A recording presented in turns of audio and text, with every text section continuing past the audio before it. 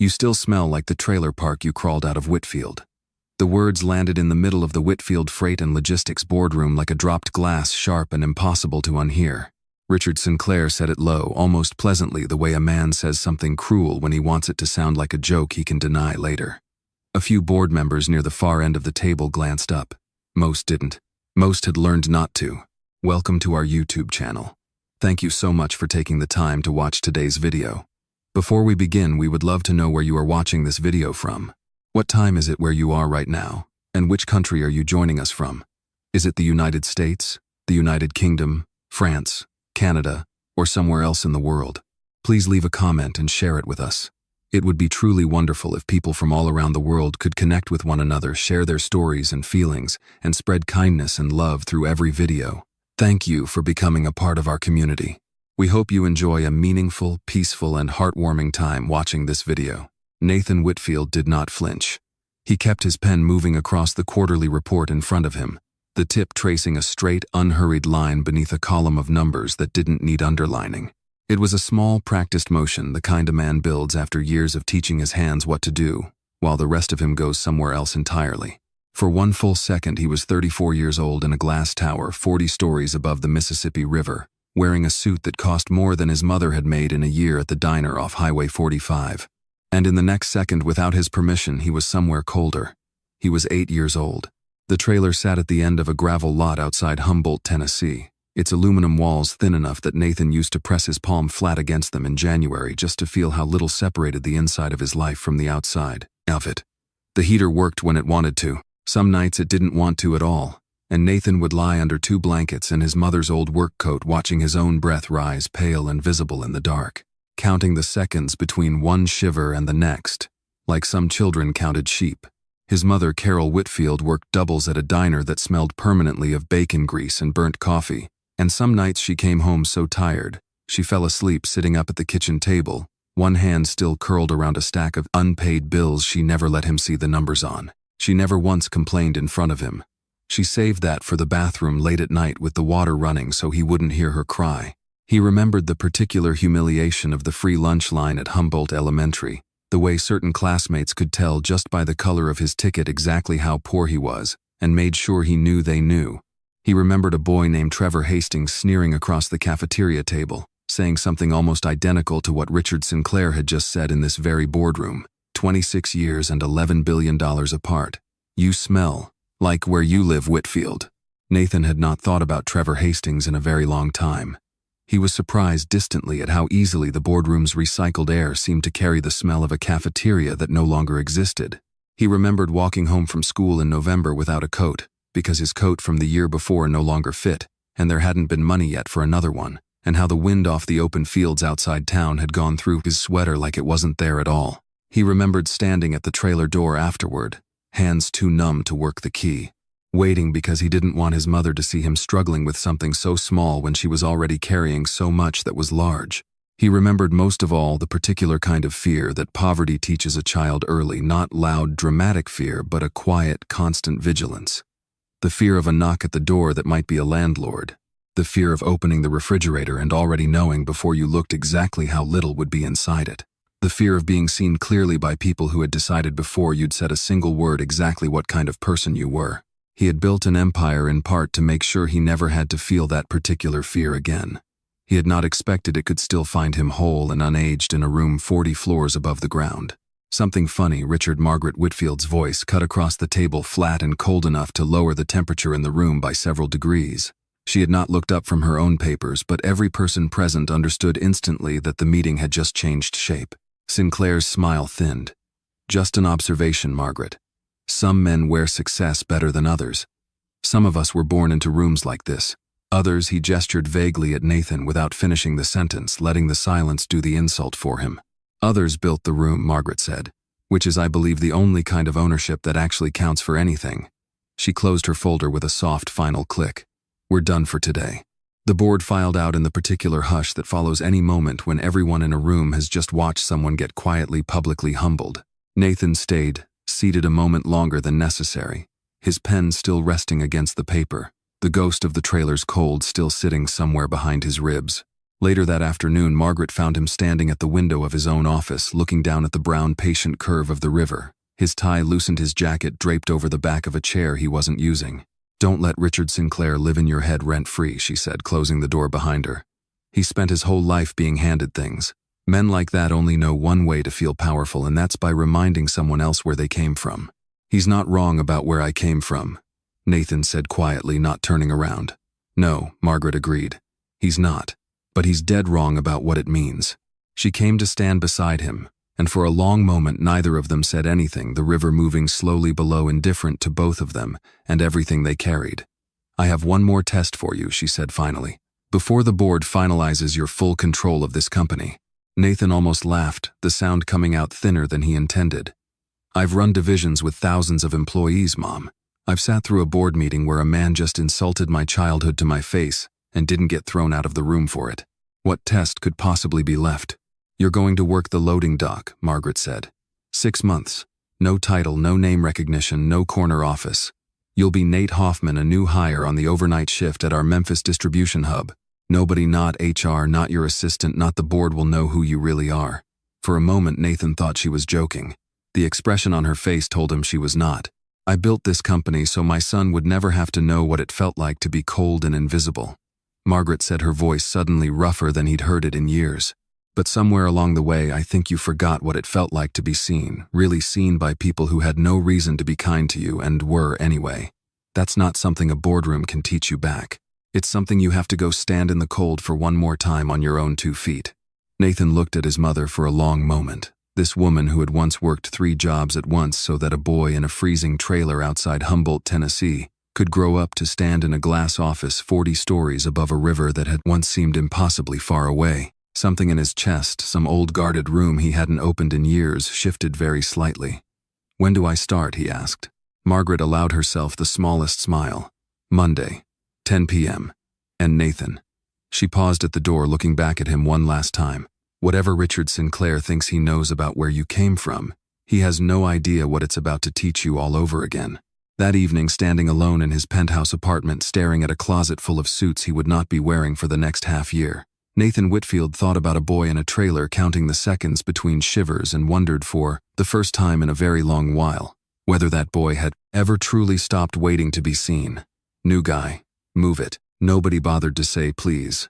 Nobody bothered to look at him either. The voice came from somewhere behind a stack of pallets, already walking away before the sentence had finished landing. Nathan Whitfield stood at the mouth of Dock Bay 4 at 10 minutes past 10 o'clock at night, a scanner gun heavy and unfamiliar in his hand, and understood with a clarity that felt almost violent that for the first time in 11 years nobody in this building knew his name. Monday night had arrived exactly the way Margaret promised it would. Gone was the tailored suit, the watch worth more than most people's cars, the black sedan with a driver who called him sir without being asked to. In their place, a gray polo shirt with Whitfield Freight stitched crookedly above the pocket steel-toed boots, 2 sizes too stiff, and a laminated badge that read, Nate Hoffman in block letters, as if 6 letters could erase $11 billion and a lifetime of being recognized on sight. He picked up the nearest box. It was heavier than it looked, the cardboard biting a thin red line into his palm before he'd even reached the conveyor. Somewhere in the back of his mind, a version of himself that still wore cufflinks noted almost clinically that he had forgotten how heavy the actual physical weight of a thing could feel once you stopped being able to pay someone else to carry it. By 1 in the morning, his shoulders had begun to ache in a way that reminded him unwelcome, uninvited, of carrying water jugs up the gravel drive outside Humboldt when he was small, because the trailer's pipes had frozen again, and there was no other way to get water into the house. He hadn't thought about those water jugs in over 20 years. Apparently his body had never fully let go of the memory even after his mind had tried to. By 3 in the morning, his hands had started to blister. A supervisor named Dale Heavyset, and perpetually irritated, walked the line without ever once making eye contact with any of the workers he passed, calling out instructions to the air above their heads, as though speaking directly to a person might cost him something. "Faster on that pallet, Hoffman. We're not paying you to admire the boxes." Nathan said nothing. He had spent 11 years being listened to the instant he opened his mouth. Now he opened it and nothing came out at all, and the silence surprised him more than the insult did. By the end of that first week, he understood the particular exhaustion of being unseen. It was not the same as being poor, though something in his chest recognized the shape of it anyway, some old alarm system flickering back to life after years of dormancy. It was something else, the specific grinding loneliness of standing in a room full of people and being treated as furniture. A coworker shoved a stack of damaged boxes into his arms without breaking stride. "Not my job," the man muttered, already gone before Nathan could answer. Another employee blamed him apparently at random because a shipment had gone out late, as though the 11-hour shift he'd just finished had somehow also included sabotaging his own schedule. He thought more than once that week of the boy who used to walk the free lunch line at Humboldt Elementary, eyes down, aware of exactly how visible his invisibility had been, how everyone could see precisely how little he had, precisely how much they'd decided that meant about him. He had believed for a long time that $11 billion had finally permanently erased that boy. Standing on a concrete floor at 4 a.m. with blood drying in the cracks of his palms, Nathan understood with a kind of quiet horror that the boy had simply been waiting. One morning near the end of the second week, a sharply dressed woman from the operations office walked past him on her way to the break room, heels clicking against the polished concrete with the particular confidence of someone who has never once had to wonder whether a room would make space for her. Brooke Sinclair did not look at him. She looked through him the way people look through a chair they don't intend to sit in. He recognized the surname before he could stop himself from recognizing it, and something cold moved through him. Not fear exactly, but its close, watchful cousin. He filed it away and said nothing, the way he'd learned a very long time ago to say nothing about things that might cost him more than his silence was worth. That night alone in the cramped one-bedroom apartment he'd rented under Nate Hoffman's name, deliberately small, deliberately far from anything that might remind anyone of Nathan Whitfield. He sat at a second-hand kitchen table and ate a can of soup standing over the sink because there was only one chair, and something in him did not yet feel entitled to sit in it. He caught himself doing it and stopped staring at the chair for a long moment, disturbed by how easily his body had reached backward for an old, careful smallness he thought he'd spent a decade unlearning. He thought about calling his mother. Carol Whitfield had passed on 8 years earlier, quietly in her sleep in a house Nathan had bought her the year his company went public, a house with a furnace that worked every single night of the year, a detail he had insisted on. Personally, as if central heating alone could retroactively warm every cold night that came before it. He still sometimes reached for the phone before remembering there was no one on the other end of that particular number anymore. Tonight was one of those nights. The following week, the loneliness sharpened into something closer to grief. He watched employees eat lunch together in loud, easy clusters and understood all over again the specific ache of standing just outside a circle of warmth that had no idea it was excluding anyone. He remembered feeling this exact ache at 8 years old, watching classmates trade lunches he could never afford to trade into.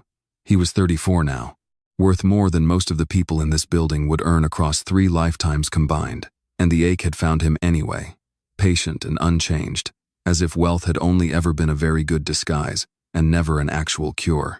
He began without entirely meaning to keeping a mental ledger not of dollars but of people, who spoke to him like he existed, who didn't, who snapped without cause because their own day had already broken them before it reached him, who was simply quietly cruel because cruelty had never once cost them anything. He had come here to study his employees. He was starting to suspect the 6 months might end up studying him instead. One rainy Tuesday afternoon, exhausted past the point of hunger, he sat down on an overturned crate near the loading bay rather than face the break room's noise for a 4th day in a row, and closed his eyes against the low-ache building behind them. Rain moved in gray sheets past the open bay door, drumming steadily against the corrugated roof, and for one unguarded moment he let himself remember, without flinching away from it, exactly what it had felt like to be a boy standing at a trailer door with numb hands, waiting to be let in out of the cold by someone too tired to notice he was shivering. He did not hear the footsteps approaching until a voice unfamiliar and unexpectedly warm broke straight through the sound of the rain. "You know," the voice said, "the human body actually needs food to keep moving boxes." Nathan opened his eyes. Nothing about the rest of that night would happen the way the previous 2 weeks had prepared him to expect. But he did not know that yet, not in the half-second before he looked up, not in the breath he took before he answered her. He only knew, sitting there soaked and starving and more unseen than he had felt in over a decade, that someone had just stopped walking past him. It was the first time since Monday night that anyone in this building had looked directly at his face. She was standing over him with half a sandwich held out like it was the most ordinary offer in the world, rain darkening the shoulders of her jacket, her dark hair pulled back in a way that had mostly given up fighting the humidity.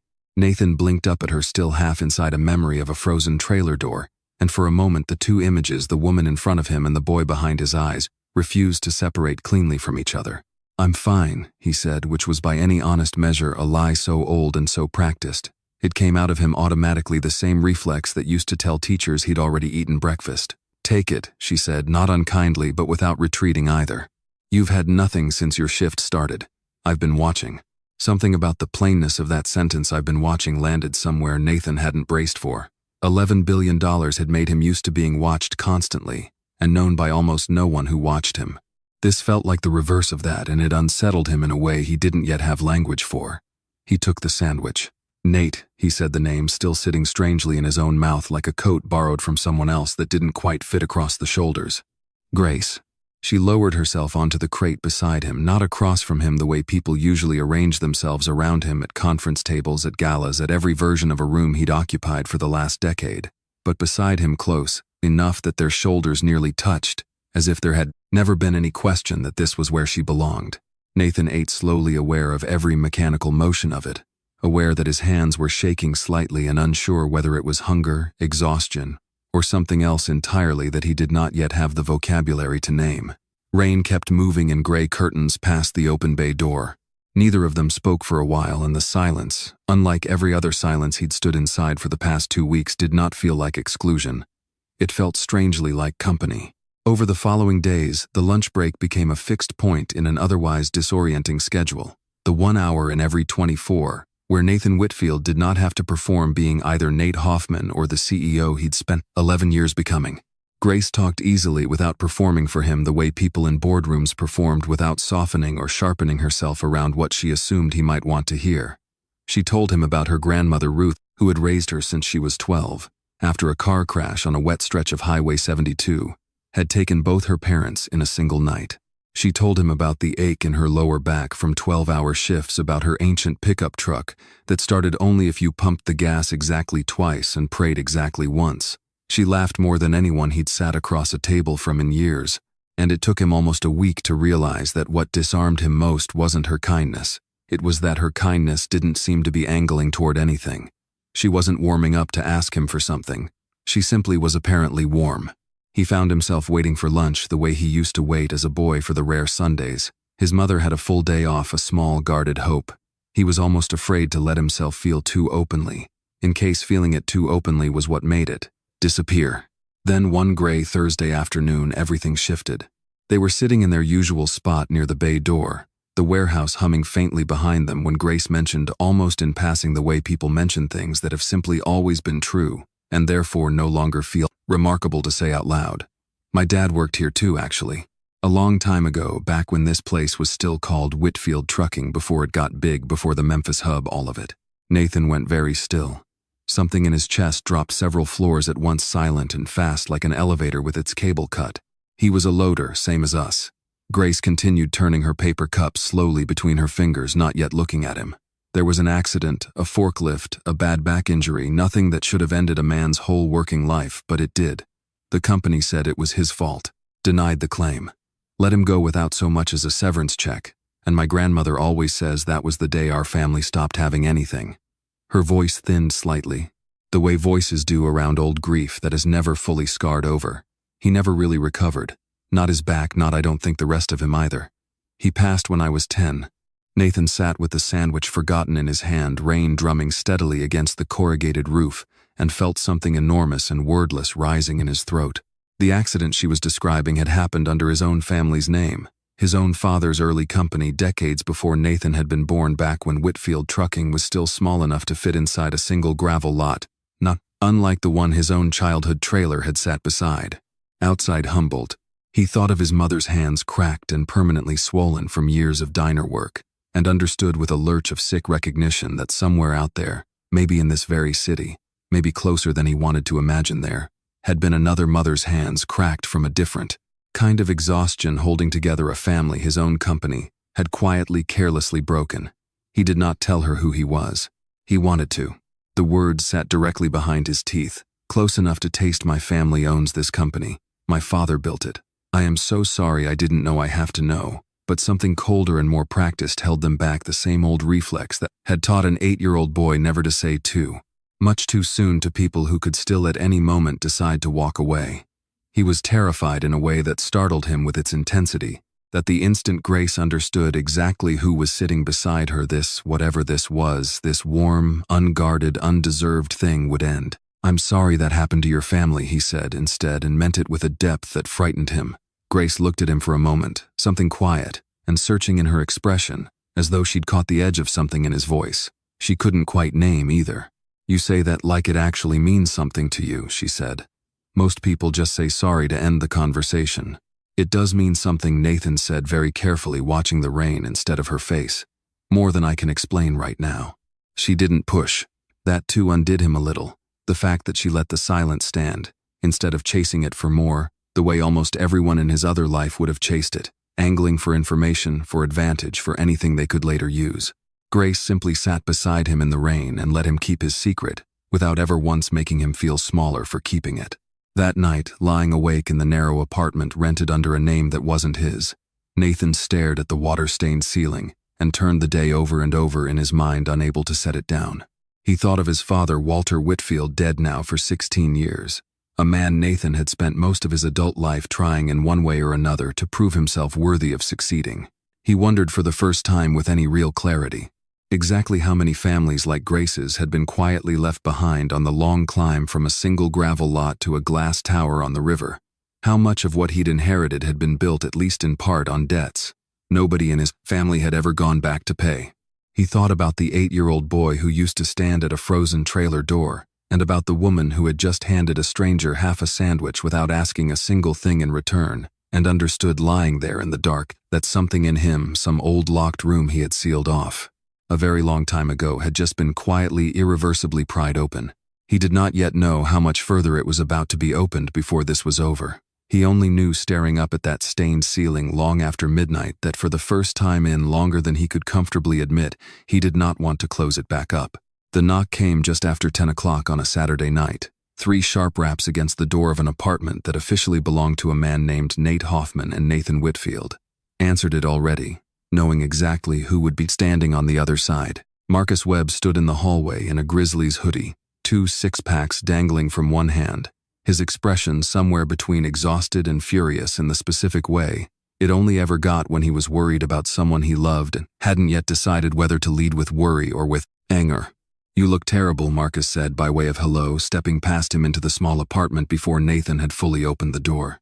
"Worse than usual. And usual has been bad enough that I've been driving across town to check on you every other weekend for a month, which, by the way, is not in my job description as head of corporate security for a company you technically still run." "I'm fine," Nathan said, the lie arriving out of him with the same worn, automatic ease it always did, the same 2 words he'd been repeating in one form or another since he was 8 years old and cold. Marcus set the beer down on the second-hand kitchen table hard enough to make the point without needing to say it out loud. He'd known Nathan since the 2nd grade in Jackson, Tennessee, since a stretch of years neither of them talked about often, when Marcus's own family had lived 2 trailers down from Nathan's, close enough that the 2 boys had learned side by side exactly what a cold night sounded like, through thin aluminum walls. Marcus was one of maybe 3 people alive who had actually seen the boy underneath the $11 billion, which was precisely why he was the only person in Nathan's current life who could look at him and say something true, without flinching. "You're not fine," Marcus said, dropping into the apartment's single chair, leaving Nathan to lean against the counter the way he'd apparently decided without meaning to, that the chair still wasn't his to sit in. "You're 4 weeks into pretending to be a man who doesn't exist, working a job that's putting actual blisters on the hands that used to sign 9-figure contracts, and you've got that look on your face you used to get right before finals week junior year. Like something's about to come apart, and you're the only one who can see the cracks yet." Nathan didn't answer immediately.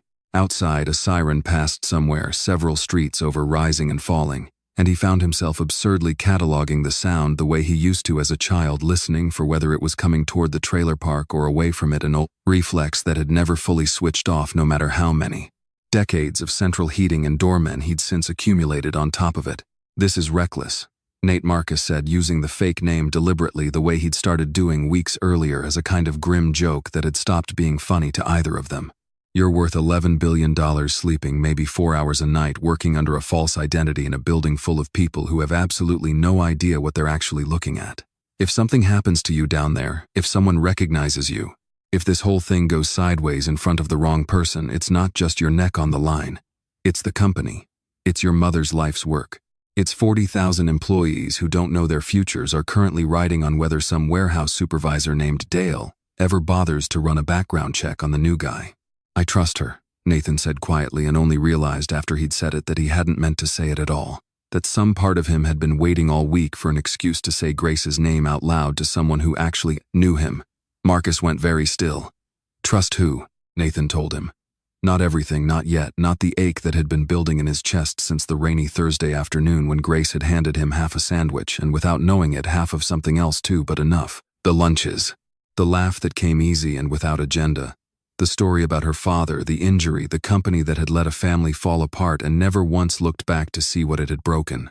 Marcus listened with his jaw set the whole way through, and when Nathan finished, he shook his head slowly, more troubled than angry now. You've known her a month, Nate. I know what kind of person she is. You know what kind of person she is to a warehouse guy named Nate Hoffman, Marcus said. That's not nothing. But it's also not the same as knowing what she'd do the day she found out the man she's been feeding sandwiches to is worth more than the entire zip code she grew up in. He leaned forward, elbows on his knees, his voice dropping into something rougher, more careful. You remember Vanessa from the Nashville deal 2 years back. This isn't Vanessa. You don't know that yet. Neither do I. Marcus rubbed a hand over his face, and for a moment the exhaustion under his anger showed through more plainly. I'll keep your secret, man. You know I will. I've been keeping your secret since we were 7 years old, sharing a mattress on the floor of your mama's trailer, because the heater in mine had died again. But I'm not going to sit here and pretend this is a good plan just because it's already in motion. Nathan said nothing for a long moment, staring down at his own hands, blistered now, raw along the palms in a way that $11 billion had apparently never fully insulated him against becoming again. It's not just about her, he said, finally quiet enough that Marcus had to lean in slightly to catch it. Working down there, being invisible, being talked to the way Dale talks to me, being handed someone else's damaged boxes because nobody bothers asking whose job it actually is. It's dragging something up in me. I thought I'd buried a long time ago. Marcus went quiet, and something in his face shifted, the anger draining out of it, replaced by something older and more familiar, something that had lived in both their chests since they were boys who understood cold in a way most people in this city never would. I know what week it is too, you know, Marcus said carefully. 16 years this month since your dad. Nathan's jaw tightened. This isn't about my father. I didn't say it was, Marcus said. But I've known you since we were 7, Nate. And every single year around this time you disappear into whatever's closest in front of you, so you don't have to sit still with the rest of it. First it was the company. Now apparently it's a warehouse and a woman who doesn't know your real name. He said it gently without malice, the way only someone who has earned the right to say something hard is able to say it. I'm not telling you to stop. I'm telling you to be honest with yourself about what you're actually down there looking for. Because if it's just about learning how your employees are treated, you could have done that with an anonymous survey and a consultant. You didn't have to go looking like this unless some part of you needed to. Outside, the siren had long since faded into silence, and the apartment sat quiet around them, lit by a single bare bulb over the stove that buzzed faintly whenever the refrigerator's compressor kicked on a small, cheap, unglamorous sound that Nathan, to his own surprise, found himself grateful for. It was the sound of an ordinary life. He had forgotten somewhere along the last decade how rare and strange that particular kind of quiet had become. I don't know what I'm looking for, Nathan admitted finally, the honesty costing him something visible, the words coming slower than anything he'd said all night. I just know that for the first time in longer than I can remember, somebody looked at me today and didn't want anything from me at all. And I don't know what to do with how much that mattered. Marcus studied him for a long moment, the old worry still sitting in his eyes, but something softer moving in behind it now, too. Then be careful, he said, finally standing, gathering the unopened second six-pack back under his arm. Not because I don't trust her. Because I don't yet know if I trust what you're carrying into this, the debt you've been trying to pay off since we were kids, the thing you've never once let yourself put down. He paused at the door hand on the frame, looking back at his oldest friend standing alone in a stranger's apartment, under a stranger's name. I love you, man. I just don't want to watch you break something in yourself trying to fix something that was never actually yours to fix. The door closed quietly behind him. Nathan stood alone in the small kitchen for a long time afterward. the compressor humming faintly overhead, and thought not for the first time and not he suspected for the last about exactly how much of what he was carrying into that warehouse every night had nothing at all to do with his mother's test, and everything to do with a boy who had never quite stopped waiting for someone to notice he was cold. Doors stuck again. Fix it. Brooke Sinclair didn't slow down when she said it, didn't look at him, didn't so much as break stride on her way toward the break room, just tossed the words over her shoulder the way a person tosses out trash certain someone else will deal with where it lands. Nathan stood at the jammed loading bay door, one hand still on the rusted latch, and felt something in his jaw tighten that had nothing to do with the door at all. Monday morning had arrived heavy and gray, the kind of overcast Memphis sky that seemed to press down on the whole distribution center at once. And Nathan had come into his shift, still turning Marcus's words over in his mind from 2 nights before. The debt you've been trying to pay off since we were kids, the thing you've never once let yourself put down. When Brooke's voice had cut clean through the thought and replaced it with something colder and more immediate. He fixed the door.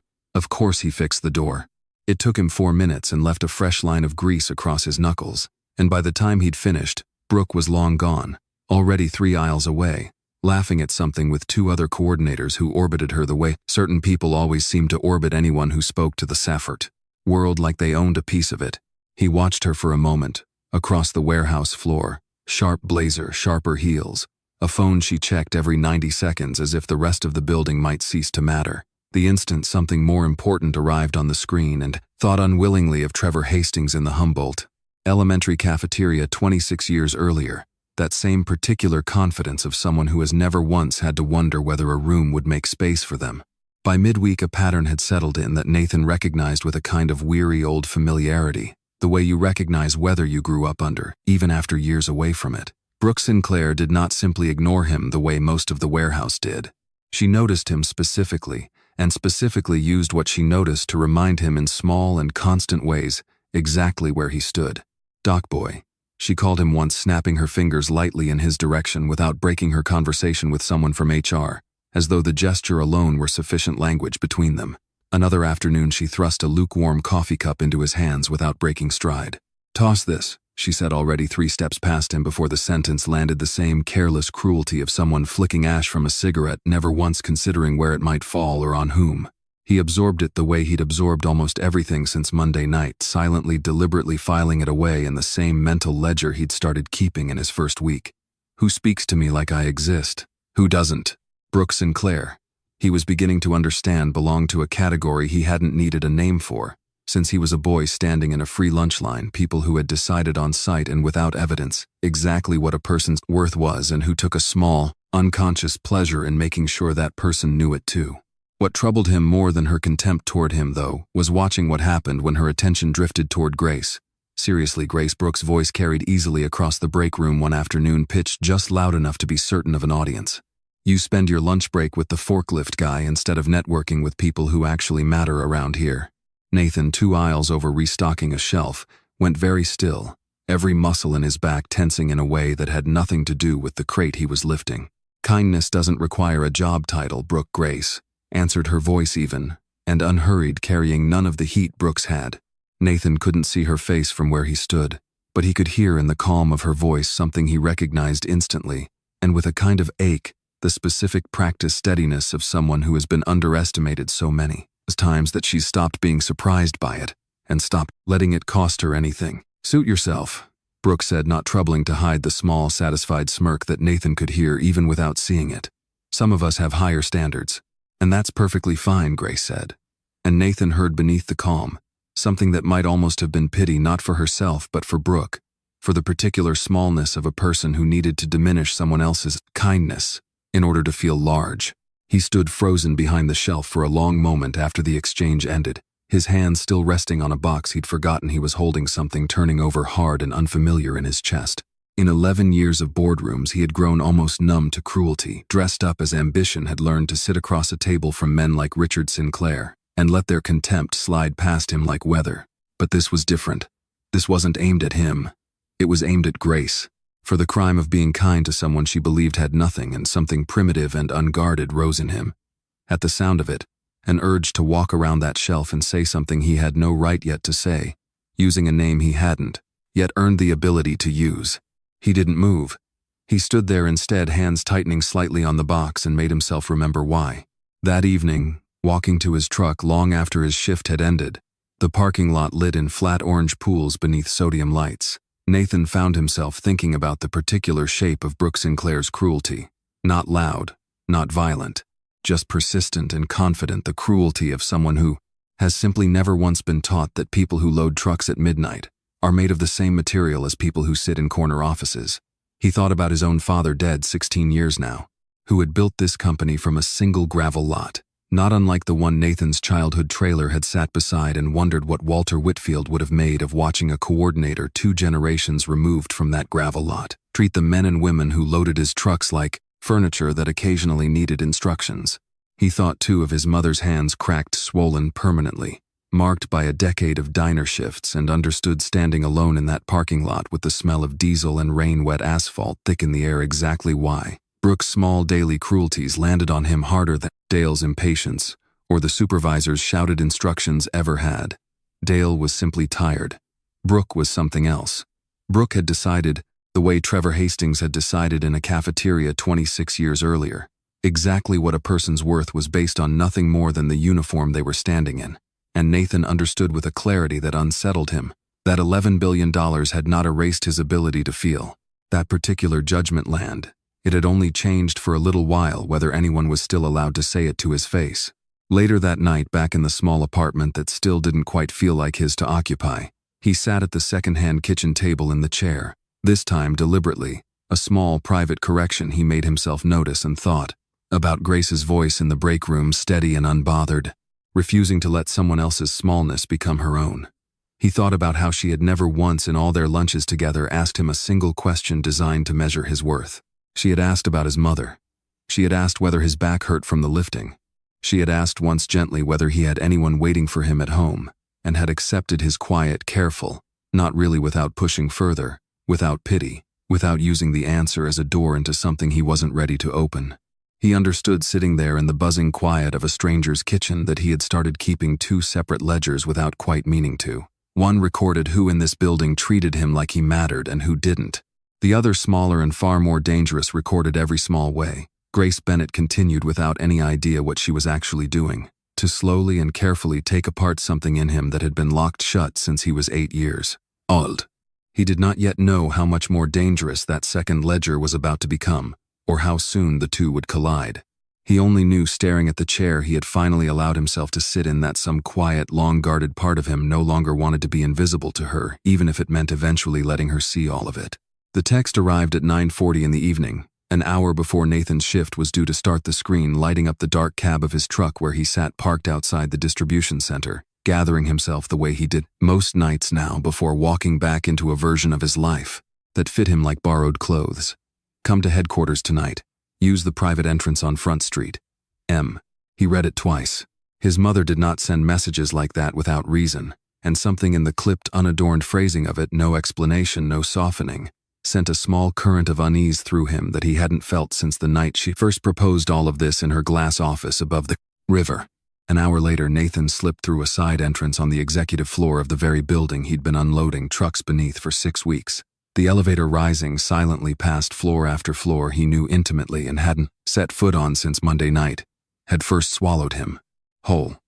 He still wore the gray polo, the steel-toed boots, 16 hours of warehouse grime, clinging to him in a way that felt strange and almost illicit, against the marble and glass of the executive corridor, like smuggling one life directly into the middle of another. Margaret was waiting for him in her office, the city spread out gold and glittering behind her through floor-to-ceiling windows. The Mississippi, a dark, indifferent ribbon somewhere beyond the light. She looked as she always did, entirely unhurried, though something in the set of her shoulders told him this was not simply a routine check-in. "Sit down," she said, and then, studying his face more closely, softened the instruction into something warmer. "Or don't. You look like you'd rather stand." He stood. For nearly an hour they talked, not about the board, not about Richard Sinclair's boardroom cruelty from weeks earlier, but about the warehouse itself, about Dale's habit of speaking to the air above people's heads, about particular exhaustion that came from being handed someone else's damaged boxes without a word of explanation. Margaret listened the way she always listened, completely, and without interruption. occasionally writing something small and illegible in the margin of a legal pad she kept for exactly this purpose. And the woman, Margaret said, finally setting the pad down, her voice gentler now. The one from dispatch. Nathan looked up sharply. He had not, as far as he could remember, mentioned Grace by name in any of his weekly reports. Marcus called me. Margaret admitted, not looking the slightest bit apologetic about it. He's worried about you. So am I, frankly, though, for slightly different reasons. She rose from Tell me about her. He hesitated. It occurred to him standing there that he had spent 6 weeks carefully rationing the truth about Grace to exactly one person, Marcus, in the safety of a rented apartment late at night, where nothing said could travel any further. Saying her name here in this office under these windows felt like handing something fragile across a distance he wasn't sure he trusted yet. But this was his mother, and something in her face waiting there patiently beside him told him she already half knew the shape of what he was about to say. So he told her. About the sandwich in the rain. About Ruth, the grandmother who had raised Grace since she was 12. About the injury to Grace's father decades earlier, buried somewhere in the company's oldest, least examined history, a debt nobody had ever gone back to settle. About the particular ache of sitting beside someone who wanted nothing from him at all for the first time since before he could remember wanting was even a possibility. When he finished, Margaret was quiet for a long moment, her eyes distant, fixed on the dark river beyond the glass. Your father used to say, she said finally, that the truest measure of this company was never the balance sheet. It was whether the people who built it with their hands could still recognize themselves in what it became. She turned to look at him directly.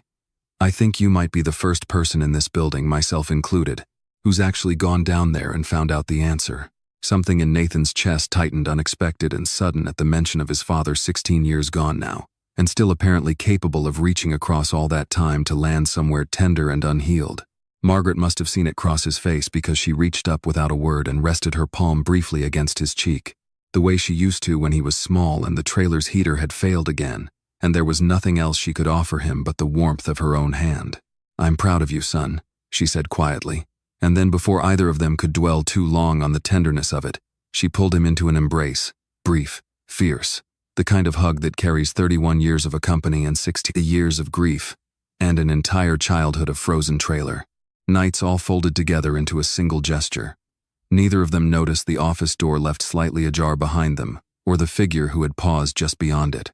Brooke Sinclair had returned to the executive floor for nothing more significant than a laptop charger left behind after an earlier meeting, her heels silent against the carpet, as she approached Margaret Whitfield's office and stopped mid-step at the sight through the gap in the door. The CEO of Whitfield Freight and Logistics stood with her arms wrapped around a man in a grease-stained gray polo shirt and steel-toed boots. A warehouse uniform. His uniform. The dock worker Brooke had spent 6 weeks calling doorboy, shoving coffee cups into without a second glance, dismissing with the same careless ease she dismissed. Everyone she'd decided on site didn't matter. And then, unmistakable through the gap in the door, she heard it. I'm proud of you, son. Brooke's hand rose slowly to her mouth. For one suspended, silent moment, the entire architecture of the last 6 weeks rearranged itself in her mind. Every sneer, every snapped finger, every dock boy, and tossed this, recalculating itself in real time against a truth so large it seemed to physically alter the air in the hallway around her. So, she stepped back from the door, her pulse loud in her own ears, and found the nearest stairwell rather than risk the elevator, needing the several flights down to simply breathe, to let the shock settle into something she could stand upright inside of. By the time she reached the parking garage, her hands were still trembling faintly against the steering wheel, though the tremor had already begun almost imperceptibly to shift character from something like shame into something colder, sharper, and far more calculating. She had mocked a billionaire for 6 weeks. She had called Nathan Whitfield dock boy to his face. She had, without any way of knowing it, spent a month and a half auditioning badly, catastrophically, for a version of herself she would now give almost anything to undo.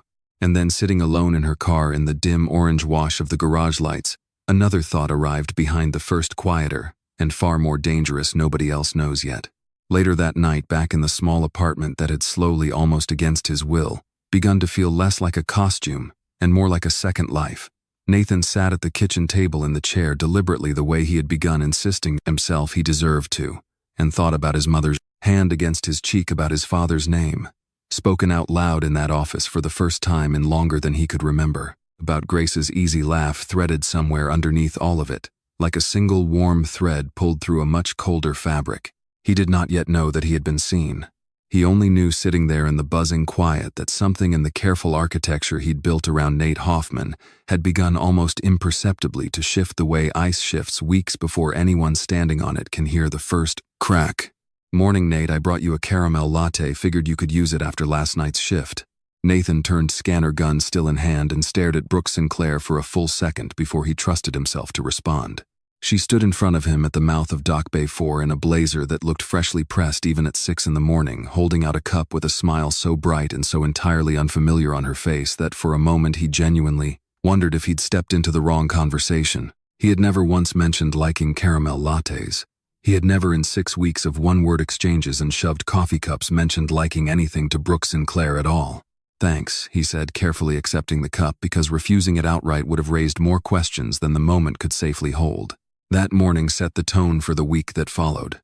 Brooke appeared beside him with a regularity that felt less like coincidence and more like reconnaissance, complimenting the speed of his loading, laughing warmly at a comment he hadn't intended as a joke, lingering a beat too long near his station with the studied ease of someone who had rehearsed casualness until it no longer looked rehearsed. By Wednesday, half the warehouse floor had noticed. Dale, who had spent 6 weeks addressing Nathan without ever once using his name, actually smirked at him across the loading dock. "Sinclair's got her eye on you, Hoffman. Didn't figure you for her type." Nathan said nothing. He understood with a clarity that made something in his stomach turn cold exactly what had changed and exactly why. Brooke had not discovered some hidden charm in a warehouse worker she'd spent 6 weeks calling Dock Boy. She had discovered a last name, and everything else was simply the sound of a woman recalculating her entire approach to a man overnight, the way water finds a lower channel the instant gravity permits it. What troubled him far more than Brooke's transformation was watching Grace absorb it from a distance. She said nothing directly. That was the worst part in a way. If she'd confronted him, if she'd asked him outright what was happening, he could have told her some careful, incomplete version of the truth. Instead, she simply began in small and almost invisible increments to step back. Their usual lunch spot near the bay door sat empty on Thursday. Nathan found her instead eating quickly at her desk, headphones and a stack of dispatch forms angled just so. A wall built out of paperwork and silence. By Friday, he could not pretend any longer that he hadn't noticed. He caught her near the break room at the end of his shift, the warehouse quieting around them as the overnight crew began filtering out into the gray early light outside the loading bay. "Have I done something?" he asked, and heard, even as he said it, how much more the question cost him than it should have, how much of an 8-year-old boy's old fear lived inside those 4 words. The fear of having somehow, invisibly, done something wrong enough to lose the one warm thing in an otherwise cold day. Grace looked briefly startled, then composed herself, the wall going back up almost as quickly as it had slipped. "No, of course not. Grace." He said her name carefully, the only name between them that wasn't a lie. "You've been avoiding me." She exhaled, and for a moment the composure cracked just slightly, something raw showing through underneath it. "You seem happy," she said finally. "And Brooke seems very interested in you. I just don't want to get in the way of anything." Nathan felt the words land somewhere just beneath his ribs, sharp and entirely unexpected. Brooke. The disbelief in his own voice surprised him. Grace nodded, not quite meeting his eyes. "She's successful, confident. She clearly likes you." A small, humorless huff of breath. "And I just don't want to." She stopped herself, looked away toward the loading bay's open door, the gray morning light catching the tired set of her shoulders. "I don't want to complicate things." It suddenly hit him, standing there in the thinning crowd of the shift, change exactly what she believed that he had chosen or was choosing, or might choose, the woman with the pressed blazer and the rehearsed laugh over the one who had handed a stranger half a sandwich in the rain without asking anything in return. He wanted badly to correct her, to say, "There is nothing between me and Brooke Sinclair. There has never been anything. The only person in this entire building I think about after my shift ends is you." But before he could find the words or the courage to risk them, without yet being able to explain the rest of what they'd cost him to say, the moment slipped away. "I should get back to work," Grace said quietly, and turned before he could stop her. He stood there for a long moment after she'd gone, the scanner gun still hanging useless from his hand, and felt something old and familiar rising in his chest, the specific helpless ache of watching warmth walk away from him and not knowing how to call it back without giving away everything that made it dangerous to call back in the first place. Meanwhile, Brooke's campaign only intensified. She began arriving earlier, staying later, positioning herself in his line of sight with a consistency that had stopped pretending to be accidental. She brought him a watch one afternoon, expensive, tasteless in its excess for a man supposedly earning warehouse wages, and seemed genuinely confused when he declined it. "It's just a gift," she said.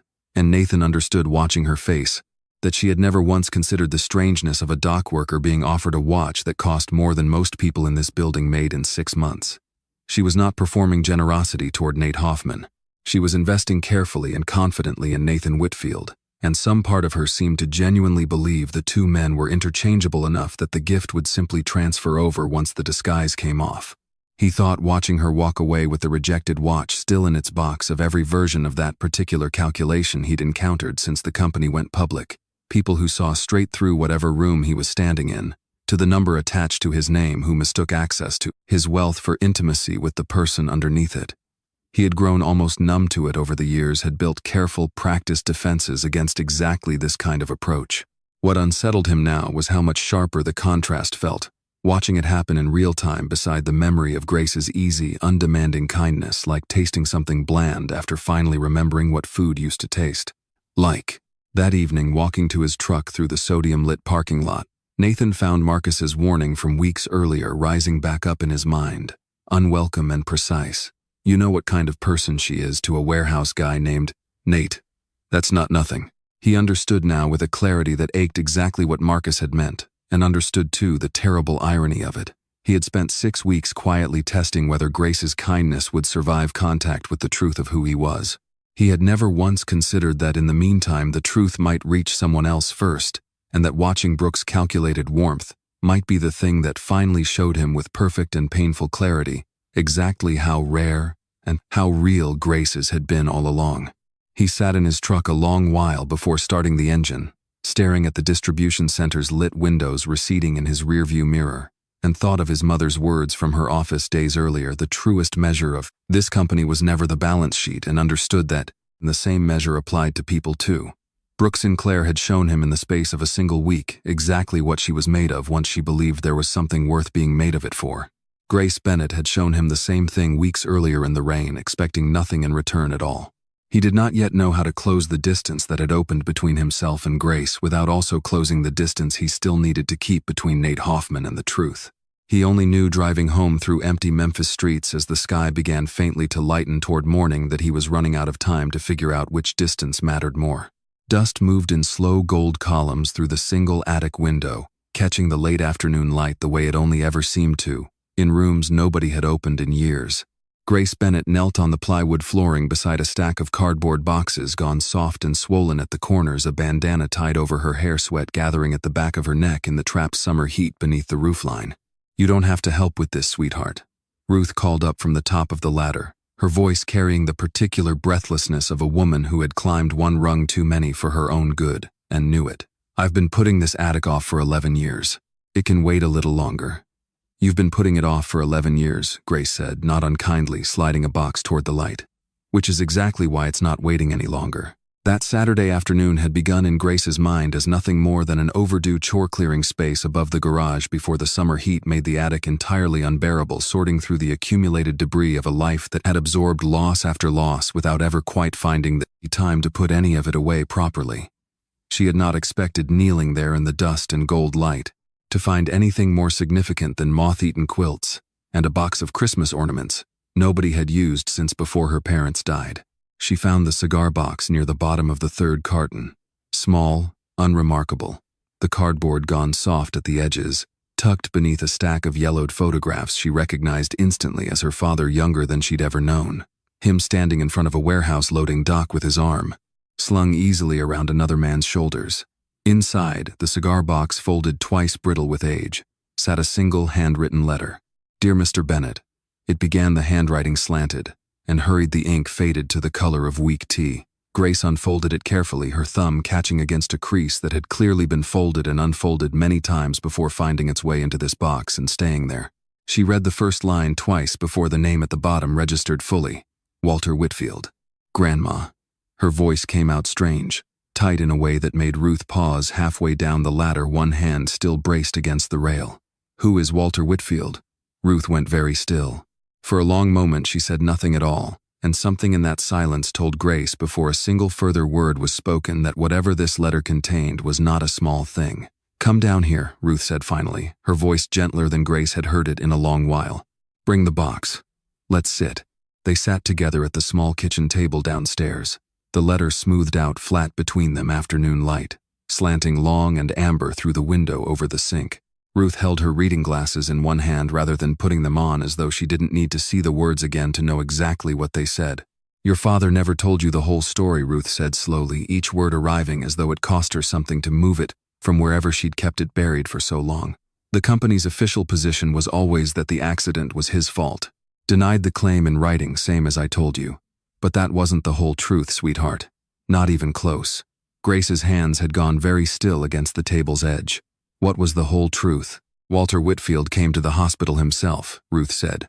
Twice. No lawyers, no cameras, nobody from the company with him, just a man in a plain coat sitting beside your father's bed like he had every right to be there and every intention of making things right. He told your father he was going to overturn the board's decision personally, whatever it cost him. He wrote that promise down in his own hand and left it with your father, the second visit, because your father asked him to set a man's word only mattered as much as he was willing to put it on paper. Ruth's voice had begun almost imperceptibly to shake. "That's the letter you're holding, child."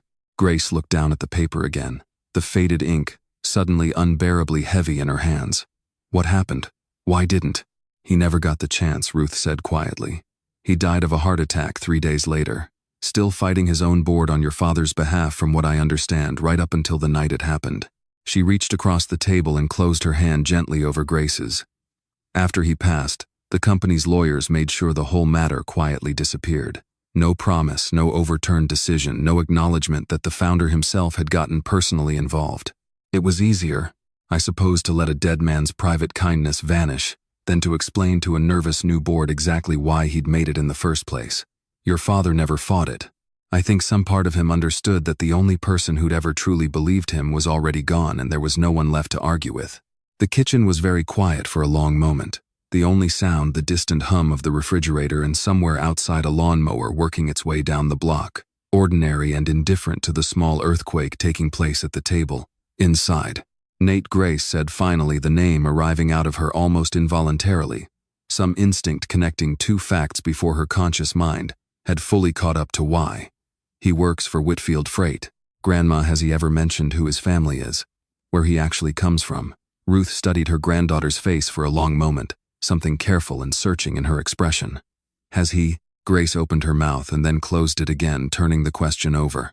6 weeks of lunches near the loading bay, and Nate had told her almost everything about his mother, about the ache in his back, about a coat he didn't have as a boy and a house that got too cold in winter. But she realized, sitting there with Walter Whitfield's 16-year-old promise trembling slightly in her hand, that he had never once told her anything at all about his father. Not a name, not a single detail. A silence so complete she hadn't even registered it as a silence until this exact moment, the way you don't notice a held breath until someone finally lets it go. A small, cold unease began to gather low in her chest, formless, still not quite suspicion, not quite fear. Just the first faint tremor of a question she did not yet have enough information to ask properly. That same evening, miles away, Nathan sat alone at his kitchen table, the compressor over the stove humming its familiar, unglamorous rhythm, utterly unaware that 16 years of carefully buried company history had just resurfaced in a cigar box in an attic across town. He was thinking instead about Grace's face in the break room the day before the wall. She'd built the careful distance in her voice, and turning over again and again the question of how much longer he could let her believe there was anything real between himself and Brooke Sinclair before the misunderstanding cost him something he wasn't sure he could get back.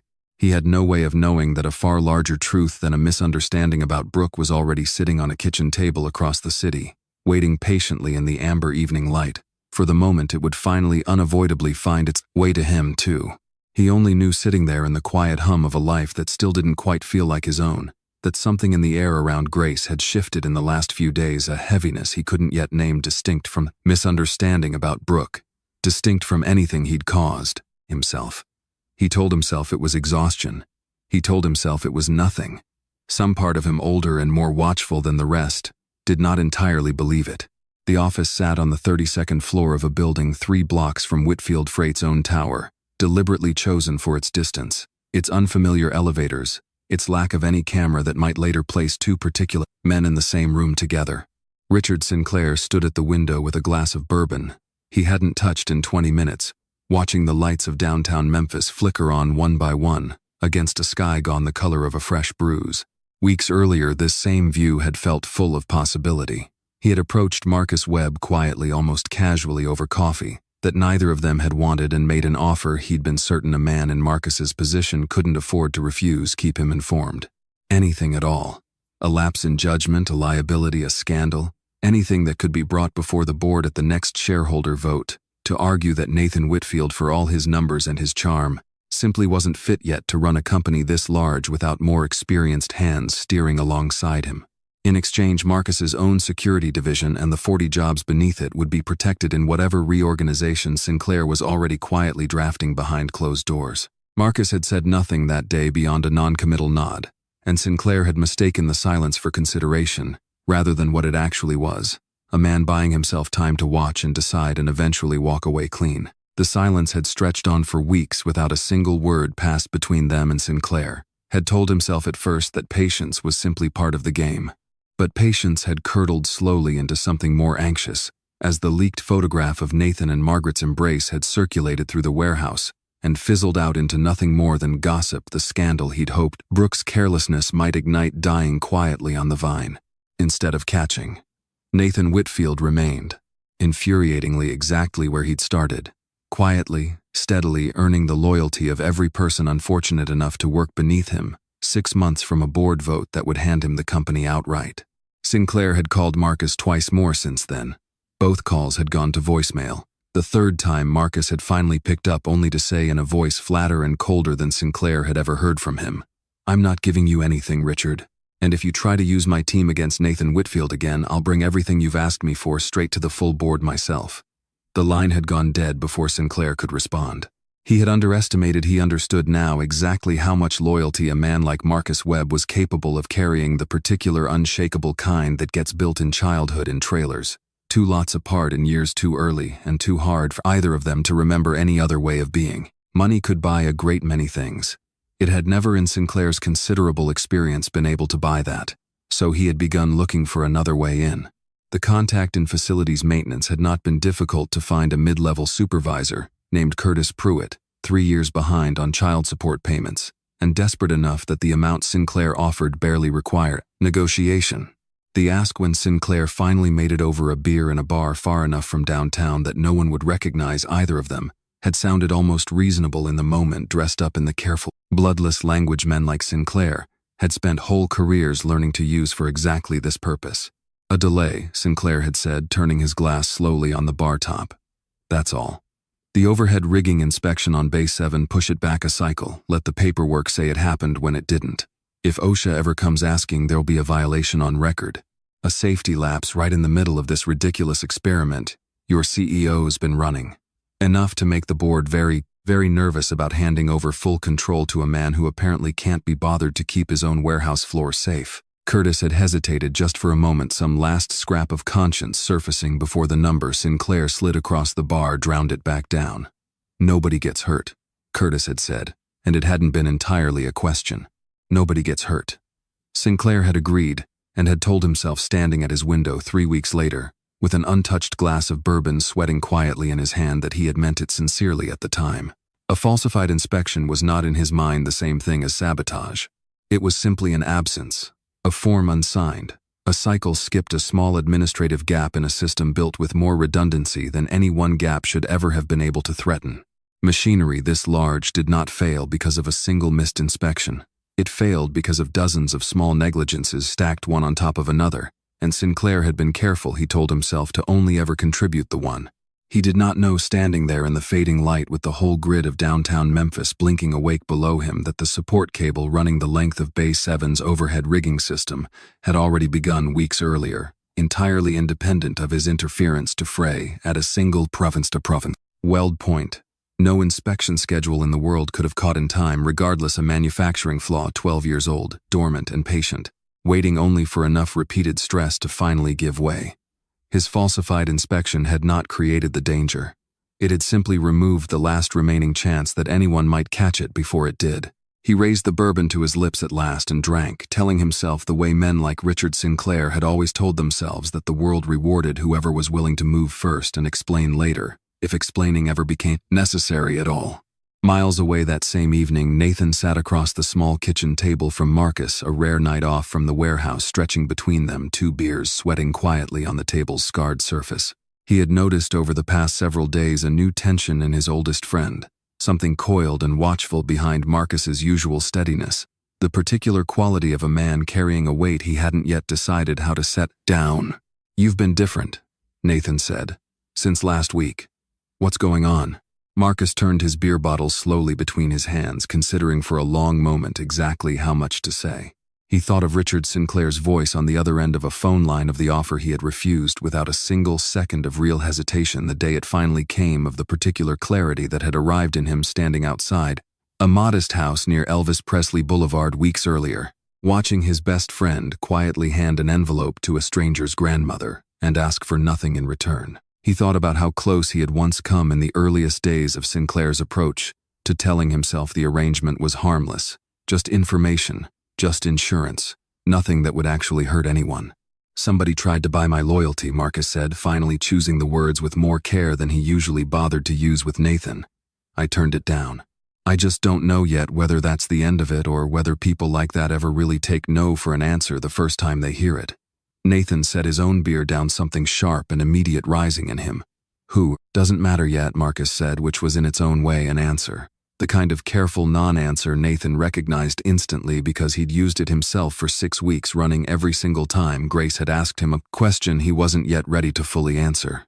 "Just watch your back a little closer than usual for a while. That's all I'm asking." Nathan studied his oldest friend for a long moment across the table, the compressor over the stove, humming its familiar rhythm behind them, and felt without being able to name exactly why the same faint, formless unease that had been trailing him since the day before, the sense of something shifting, just beyond the edge of what he could see clearly, gathering weight in the dark the way weather gathers before anyone downstairs has thought to look at the sky. "I don't like secrets," Nathan said quietly. "I've been living inside one for 6 weeks. I know exactly how heavy they get." Marcus met his eyes, something old and tired and fiercely protective moving behind his own. "I know," he said. "That's exactly why I'm not telling you yet. You've got enough weight on you right now without carrying mine too." He raised his bottle in something that wasn't quite a toast. "Just trust me a little longer.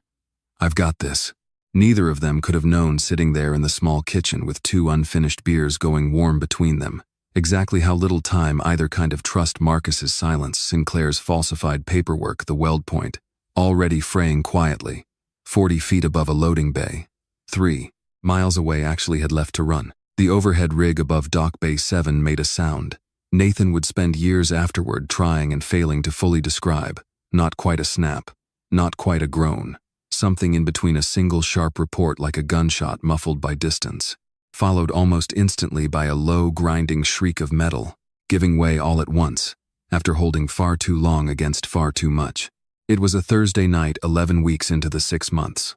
The overnight shift moving through its usual rhythm of scanners, beeping and forklifts, humming, and the constant metallic clatter of pallets sliding into place.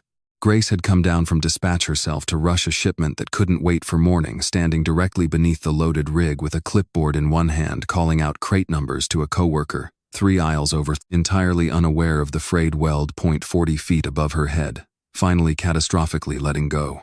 Nathan heard the sound before he understood it. He turned, and in the half-second his mind needed to translate what his eyes were seeing. The rig tilting, the stacked pallets beginning their slow, terrible slide, Grace directly beneath them, still calling out numbers, still facing the wrong direction to see any of it coming. Something in him moved, before thought had finished catching up to instinct at all. He does not remember deciding to run. He remembers only the distance closing impossibly fast and impossibly slow, at once the way distances behave in the particular stretched, syrupy time of genuine emergency. He remembers the scrape of concrete under his boots as he threw his weight into her, both of them going down and sideways together out of the rig's falling shadow by a margin that could not have been more than 18 inches. He does not remember the beam.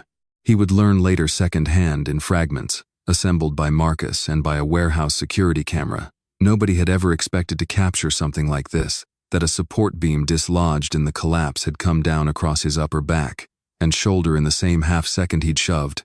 Grace clear the full weight of it, driving him face first into the concrete beside her.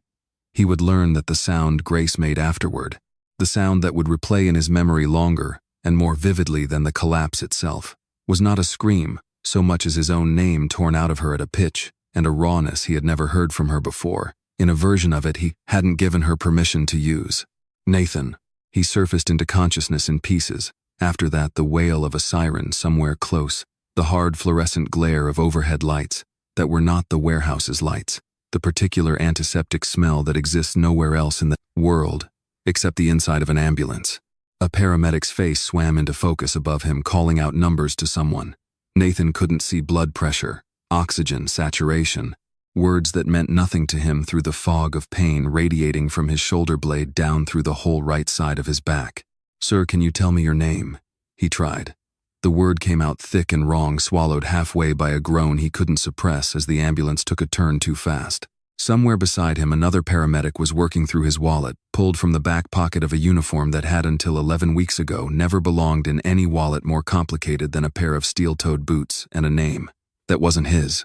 "Got an ID here," the second paramedic said, and Nathan, drifting somewhere just beneath the surface of full awareness, heard the small pause before she continued, the particular pause of someone reading a name they recognize from somewhere other than a routine patient intake. "This says Whitfield. Nathan A. Whitfield." He wanted in that moment, more than he had wanted almost anything in his adult life, to explain. He wanted to say that there was a reason that his mother had asked this of him, that none of it had ever been meant to hurt anyone, least of all the woman whose name he could still hear echoing somewhere behind his own pain. But the ambulance was loud, and his shoulder was on fire, and the fluorescent lights kept sliding sideways in a way that made it difficult to hold on to any single thought long enough to shape it into words. He slipped under again somewhere around the third turn, and the truth, when it finally arrived at Regional Medical Center's emergency entrance, arrived without him, printed flatly on a plastic wristband, an intake nurse fastened around a wrist that had until 11 weeks earlier worn a watch worth more than most of the building's annual operating budget. He woke properly some hours later, the fluorescent lights replaced now by the dimmer, more forgiving light of a private hospital room, his shoulder immobilized in a sling, 2 ribs wrapped tight enough that each breath arrived shallow and deliberate. Margaret sat in the chair nearest the bed, her face pale in a way he had rarely seen it, her hand wrapped tightly around his uninjured one. Marcus stood by the window, arms crossed, jaw set in the particular grim silence of a man holding several different kinds of fury in careful check at once. "You scared the hell out of both of us," Margaret said, her voice rougher than usual, the polished CEO composure entirely absent from it, now replaced by something that was simply nakedly a mother's. "How long?" Nathan managed his voice sandpaper rough. "Was I out?" "Long enough," Marcus said from the window, not turning around for the whole story to already be sitting in an ER intake file with your actual name on it. "Long enough for word to already be moving through the warehouse by the time your mother and I got here." There had been no press conference, no carefully staged company meeting, no chance for Nathan to choose the moment or the words the way he had in some quiet corner of his mind always assumed he eventually would.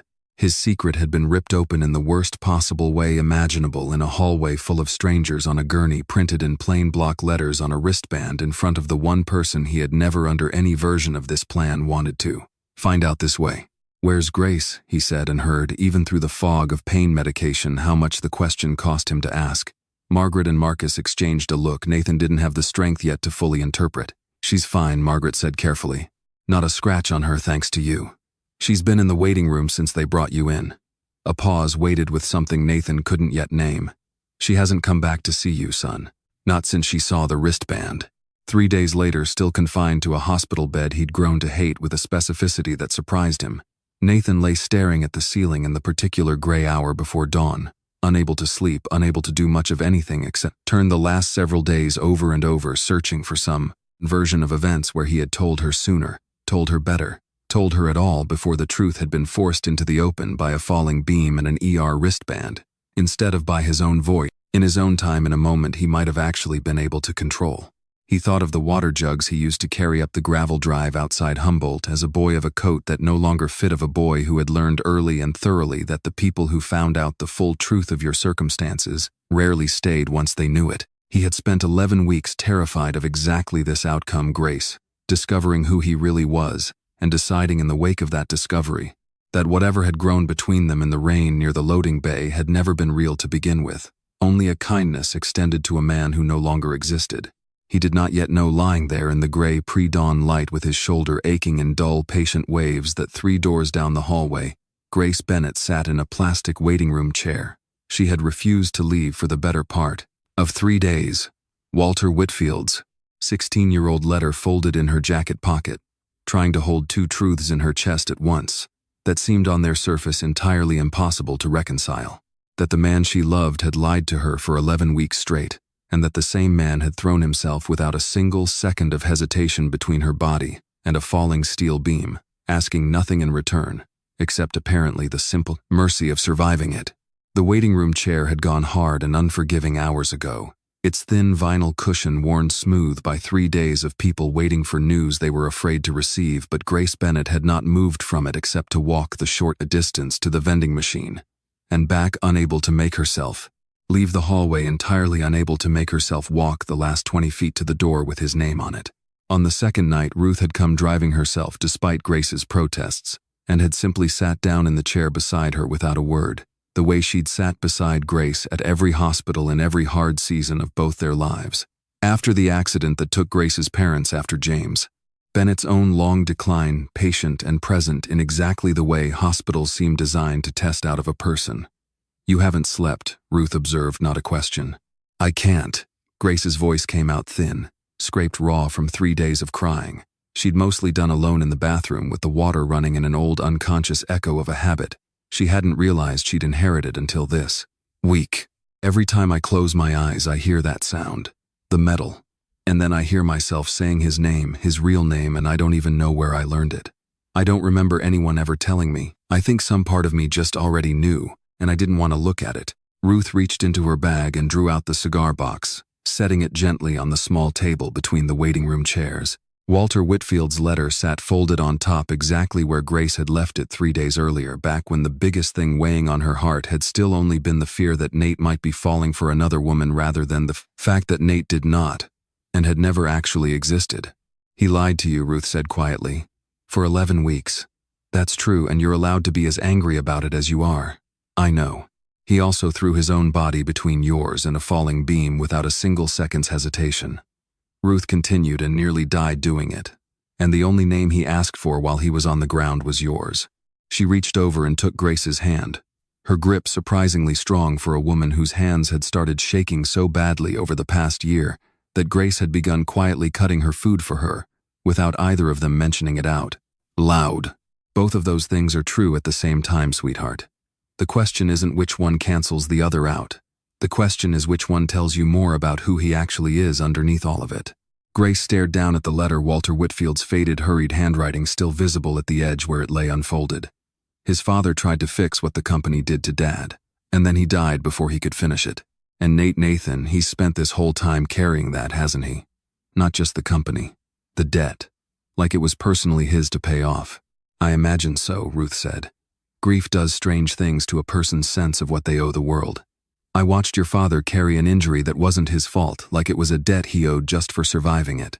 Some people spend their whole lives trying to pay back things nobody actually asked them to pay." Grace sat with that for a long while, the hospital's fluorescent hum settling over both of them, a nurse's cart wheeling past somewhere down the corridor with its familiar rattle of vitals, equipment, and paper cups. She thought of 11 weeks of lunches near the loading bay, every question he'd asked about her father that had suddenly retroactively taken on a weight she hadn't understood at the time. Every careful silence around the subject of his own father that she'd assumed, until 3 days ago, was simply grief, too private to share. She understood now that it had been something closer to shame or fear or both. A man terrified that the moment she learned the full shape of what his family's company had cost, hers nothing that had grown between them in the rain, would survive contact with the truth. "I need to see him," Grace said finally, standing the plastic chair creaking as she rose. The door to his room was cracked slightly when she reached it, the gray pre-dawn light through the window painting everything in the same flat, colorless wash. Nathan lay with his shoulder immobilized, ribs, rapt eyes open and fixed on the ceiling with the particular stillness of a man who has stopped expecting anyone to walk through his door at all. He turned his head at the sound of it, and something in his face, hope, fear, and a raw, unguarded vulnerability all arriving at once, nearly undid her before she'd said a single word. "I should have told you," Nathan said before she could speak, the words coming out fast and rough as though he'd been rehearsing them for 3 days and could no longer hold them back now that the chance had finally arrived. "Every day I didn't. It got harder because I was terrified that the second you knew, you'd stop looking at me the way you did that first afternoon in the rain, like I was just a person, not a name on a building, not a number in some file." His voice cracked, and he pressed on anyway, unwilling to let the fear stop him a second time. "My father died trying to fix what his own company did to your family.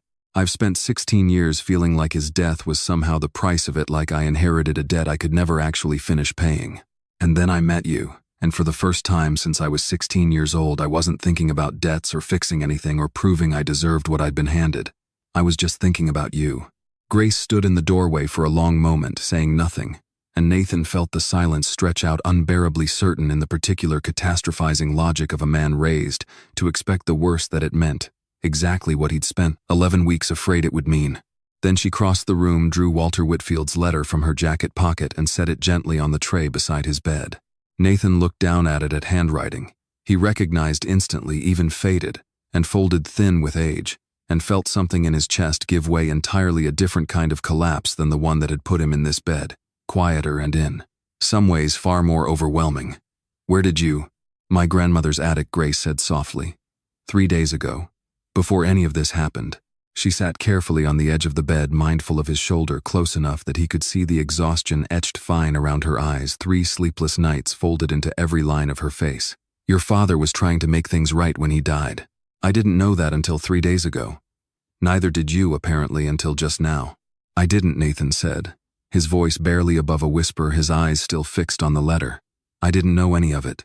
I've spent 16 years thinking I was the only one in this whole story still trying to fix something. I didn't know he'd already started." "I'm angry. You lied to me," Grace said, and the honesty of it, delivered without softening, without performance, was somehow more comforting than any easy forgiveness could have been. "I need you to know that. 11 weeks is a long time to build something on a name that wasn't real." She took his uninjured hand carefully in both of hers, her thumb tracing slowly over his knuckles, still raw and healing from 6 weeks of loading boxes. "But I'm not angry about who you are. I don't think I ever could be. I watched you throw your whole body in front of a beam for me before you had a single second to think about it. Whatever else that makes you, it doesn't make you a liar underneath it all. It makes you someone who's been carrying way too much, way too quietly for way too long." Outside the window, the sky had begun almost imperceptibly to lighten toward morning, the flat gray giving way at its edges to the first faint suggestion of gold. Nathan lay there with Grace's hand wrapped around his Walter Whitfield's letter, resting between them on the tray, like some small, fragile bridge, finally spanning 16 years of silence, and felt for the first time since the beam had come down something loosen in his chest that had nothing to do with the sling or the wrapped ribs at all. "I don't know how to do this the right way," he admitted quietly.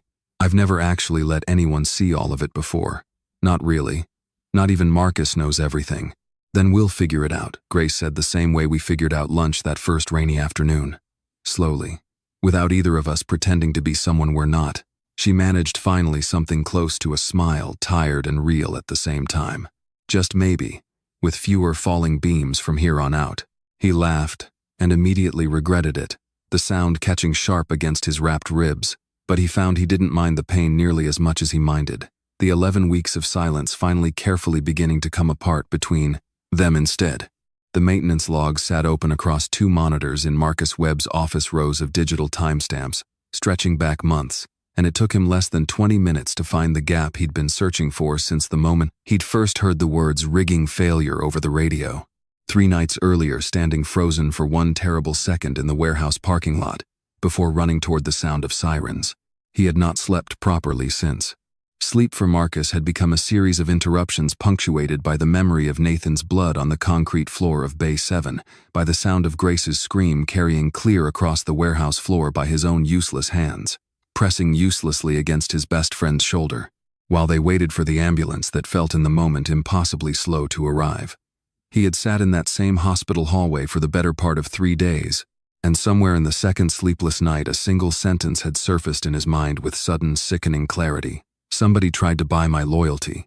He had told Nathan almost nothing about Sinclair's approach weeks earlier, wanting to protect him from one more weight while he carried the weight of Grace and his own 6-week disguise. Sitting now in the sterile fluorescent quiet of his office staring at a scheduled inspection entry for Dock Bay 7's overhead rigging system, Marcus understood with a cold and mounting fury exactly how badly that protective instinct had misjudged the danger. The inspection was logged as completed on a Tuesday. The supervisor whose digital signature appeared beside the completion timestamp, a man named Curtis Pruitt, had been, according to the company's own HR system, on approved vacation in Destin, Florida that entire week, a fact confirmed by submitted time-off request, still sitting untouched in the same database 3 clicks away from the falsified signature it directly contradicted. Marcus sat back in his chair, the office suddenly very quiet around him, and felt something in his chest go cold and still in the particular way it always had, even as a boy, in the half-second before he understood that a fight was no longer avoidable. He pulled every record he could find that night, cross-referencing signatures, timestamps, badge swipe logs, the invisible digital exhaust that every large company leaves behind itself without ever quite meaning to. By 4 a.m, he had assembled enough to make the shape of it unmistakable. A pattern of small, deliberate gaps stretching back nearly a month, each one traceable to Curtis Pruitt's credentials, each one occurring during a window when the actual supervisor was demonstrably elsewhere. What took him another 2 days to find working now with a forensic accountant Margaret had quietly brought in from outside the company was the wire transfer. $8,000 moved from a shell account, 2 steps removed from any name that would mean anything, to a casual observer arriving in Curtis Pruitt's personal checking account 4 days before the first falsified inspection. Entry appeared in the system. Tracing the shell account back to its origin took the forensic accountant only slightly longer. When the name finally surfaced on her screen, Marcus read it twice, feeling no surprise at all, only a grim, exhausted confirmation of something he'd half suspected since the moment he first heard the word sabotage attached to Bay 7's collapse. Richard Sinclair. Margaret received the news that same evening, sitting across from Marcus in her office, with the same floor-to-ceiling windows that had framed her embrace with Nathan weeks earlier, the same windows Brooke Sinclair had once stood outside watching a truth rearrange her entire understanding of a man she'd spent 6 weeks calling Doc Boy. Margaret listened without interrupting, her face growing paler and harder in equal measure, as Marcus laid the evidence out piece by piece, the falsified logs, the wire transfer, the timeline stretching back weeks before the collapse itself. He knew, Margaret said finally, her voice very quiet, very controlled in the way Nathan had learned as a boy meant his mother was holding something enormous carefully in check. He didn't just want Nathan embarrassed in front of the board. He wanted a liability large enough to force an emergency vote before the 6 months were even finished. I don't think he meant for anyone to actually get hurt, Marcus said. For what that's worth. It's worth nothing, Margaret said flatly.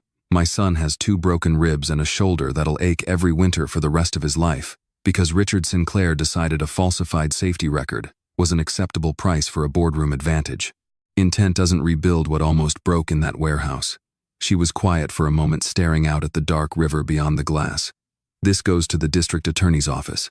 Tonight, if we can manage it. Not the board first. The DA first. The investigation moved quickly once it moved at all.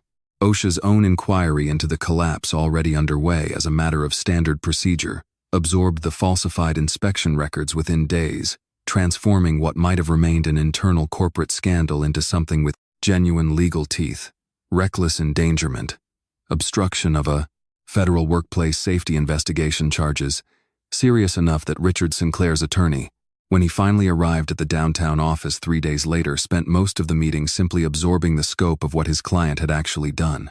Sinclair resigned from the Whitfield Freight and Logistics Board. The following morning, a terse single paragraph released to the remaining directors that mentioned nothing of falsified inspections or wire transfers framing the departure. Instead, in the bloodless language of differing visions for the company's future, language that fooled almost no one who had spent the last several days watching security escort him out of the building with a banker's box of personal effects under one arm.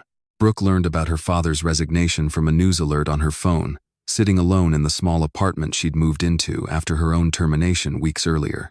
The notification arriving with a headline from the Memphis Commercial Appeal that she read 3 times before the words fully settled. Whitfield Freight Board member resigns amid federal safety probe. She had spent the weeks since her firing in a strange, suspended kind of numbness, replaying the humiliation of Nathan's public denial over and over, telling herself various versions of a story where she was still somehow the wronged party in all of it. The headline on her screen collapsed that story instantly and completely. She understood reading it that her father had not simply lost patience with a board he disagreed with. He had orchestrated an actual danger, the same collapse that had put a man she'd once mocked into a hospital bed, the same collapse that could have, by the barest margin of 18 inches, killed a woman whose only offense had been showing kindness to someone she believed had nothing. She sat with that for a long time, the apartment silent around her, the phone screen eventually dimming and going dark in her hand. She thought of her own small cruelties across 6 weeks.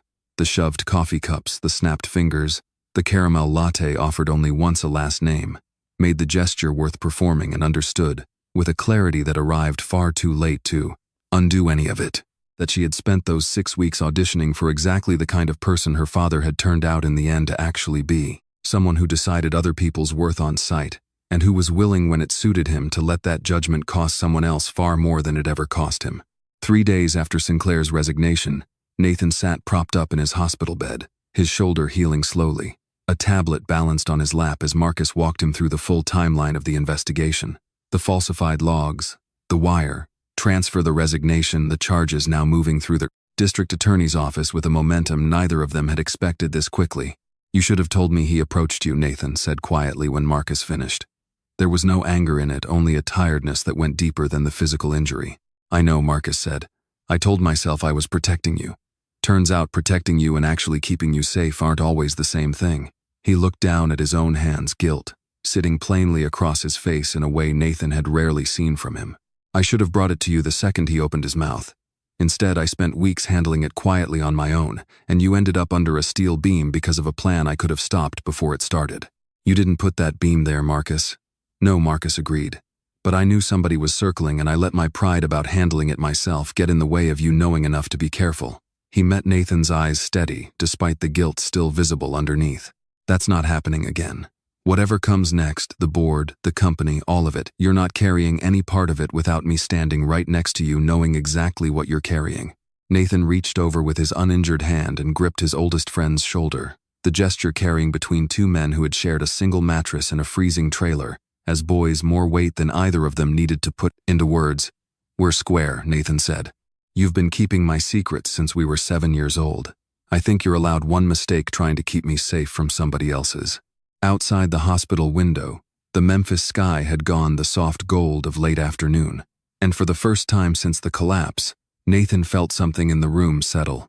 Not resolution, exactly not yet, but the first steady footing beneath a version of his life that had very nearly come apart entirely, now slowly, carefully beginning to hold weight again. The training hall at the Memphis Distribution Center had never held this many people at once, not even during the busiest holiday shift briefings, and the sound of several hundred employees settling into folding chairs and standing shoulder to shoulder along the back wall carried a nervous, uneven hum that reminded Nathan standing just out of sight behind a side door of the particular quality of silence right before a storm finally breaks. 6 weeks had passed since the collapse. His shoulder healed enough now to move without the sling, though a deep, persistent ache still settled into it whenever the Memphis weather turned. He stood in the narrow hallway outside the training hall in a charcoal suit he hadn't worn since the night his mother first proposed all of this, and felt absurdly more nervous now than he had felt lying on the concrete floor of Bay 7 with a beam across his back. "You don't have to do it this way," Margaret said quietly beside him, straightening his collar with the same brisk efficiency she'd used on him as a boy before school pictures. "We could release a statement. Keep it clean, controlled." "No," Nathan said. "They deserve to hear it from me." Standing in front of them, not hiding behind a press release the way the company hid from James Bennett's family for 30 years. He glanced at his mother, something steady settling into his voice despite the nerves still churning underneath it. "I spent 11 weeks learning what it costs people when this company decides the truth is easier managed than told. I'm not about to make that same mistake on my way back out the door." Margaret studied him for a long moment, something fierce and proud moving behind her eyes, and then nodded once, stepping back to let him walk through the door alone. The room fell silent. The instant he entered, not gradually the way rooms usually quiet, but all at once, several hundred conversations dying in the same half-second as recognition rippled backward from the front rows. He was no longer wearing the gray polo shirt with Whitfield Freight stitched crookedly above the pocket. He was no longer Nate Hoffman, badge number 419, new hire on the overnight shift.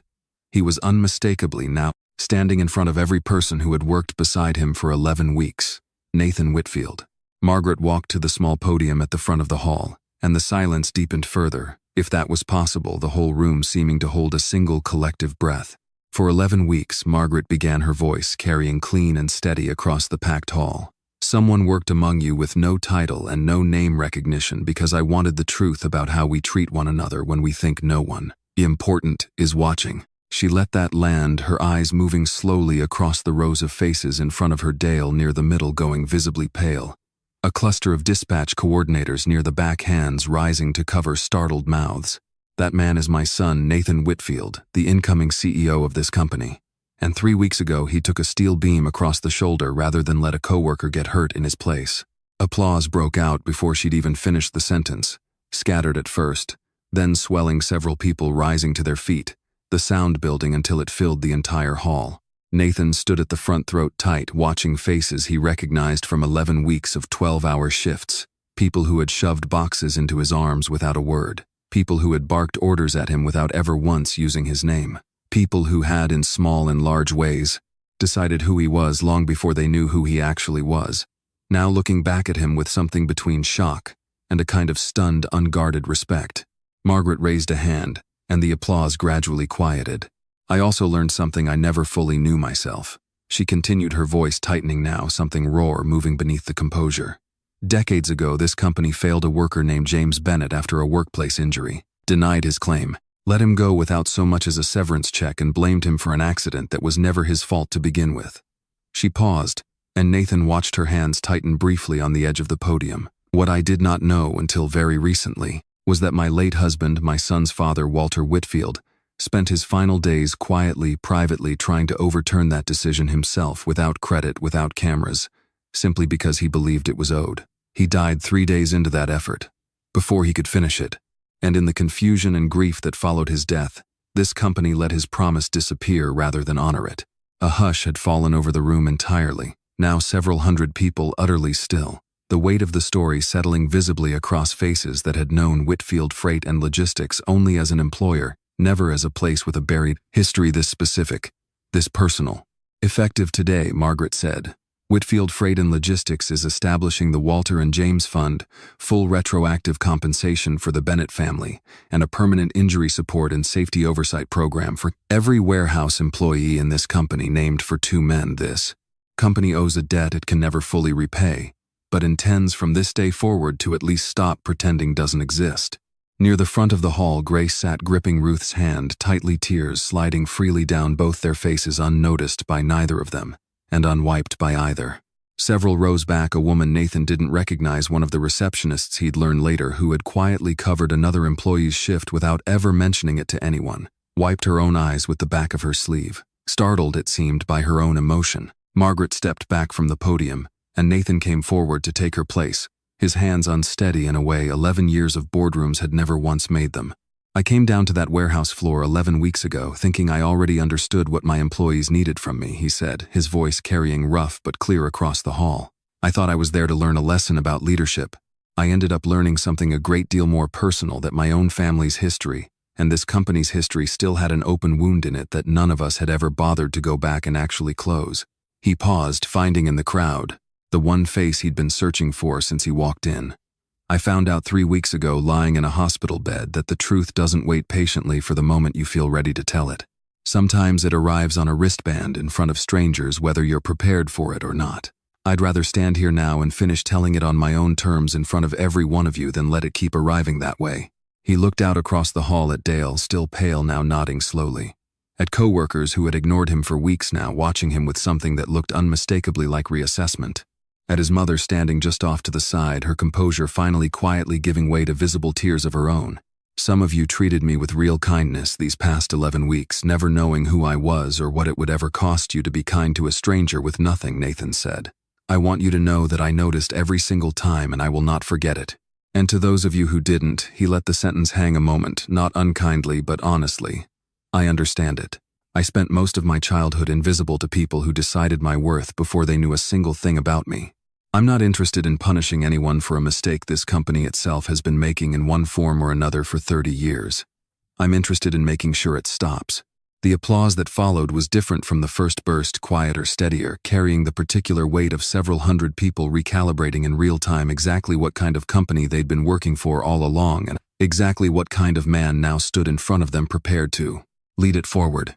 Nathan found Grace's eyes across the crowded hall as the applause continued to build around them, and for one suspended moment the entire room seemed to fall away. The folding chairs, the podium, the 11 weeks of lies and lunches and falling steel, leaving only the two of them, and the long, quiet distance finally completely closed between what he had once been forced to hide and everything he now at last no longer had any reason to. The cemetery outside Jackson, Tennessee sat quiet under a wide, pale sky, rows of modest headstones running out beneath a scattering of old oak trees whose roots had over the decades begun gently buckling the ground around them. Nathan had not been back here in 9 years, and the truck's tires crunching over the gravel drive carried a weight in his chest that had nothing to do with the shoulder still occasionally aching where a steel beam had come down across it 2 months earlier. A few weeks had passed since the company-wide meeting, the applause and the tears, and the long suspended look he'd shared with Grace across a crowded training hall, settling in the time since into something steadier and more permanent. Dinners at Ruth's small kitchen table, quiet mornings where Grace let herself into his penthouse with a key he'd given her, without either of them making a particular occasion of it. The slow, careful architecture of an ordinary life being built piece by piece. On top of everything the past 11 weeks had broken open. He had asked her 2 days earlier if she would come with him somewhere he hadn't taken anyone in almost a decade. They walked together now, along a narrow gravel path, the late afternoon light slanting low and gold through the oak branches overhead. Grace's hand loosely wrapped around his uninjured arm. Neither of them spoke much. Nathan had explained on the drive down, only that this was where his father was buried, and Grace, understanding instinctively that some silences were meant to be walked through, rather than filled, had simply nodded and let the quiet stunned.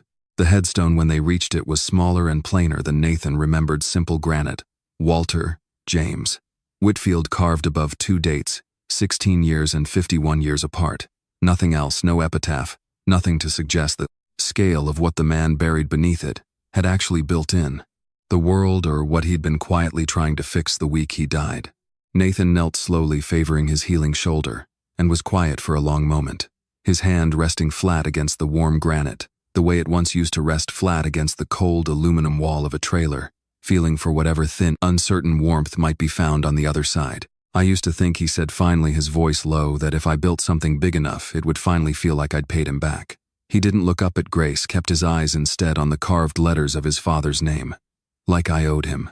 Like his dying while he was still fighting for something meant the fight became mine to finish, and finishing it was the only way any of it would ever make sense.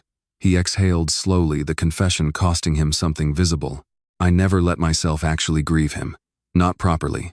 Grieving felt like stopping, and stopping felt like giving up on making it right. So I just kept building instead. 11 years of it. I told myself it was ambition. I think most of the time it was actually just running. Grace knelt beside him, careful of her own knees against the uneven grass, and said nothing for a while, letting the words settle into the quiet cemetery air rather than rushing to answer them. You didn't know he'd already started trying to fix it, she said finally, gently. Not until 3 weeks ago. You spent 16 years carrying a debt you didn't even know he'd already begun paying down himself the week he died. She reached over and covered his hand with her own, still resting against the warm stone. That's not running, Nathan. That's grief with nowhere to go. There's a difference. He turned to look at her, then something raw and unguarded crossing his face.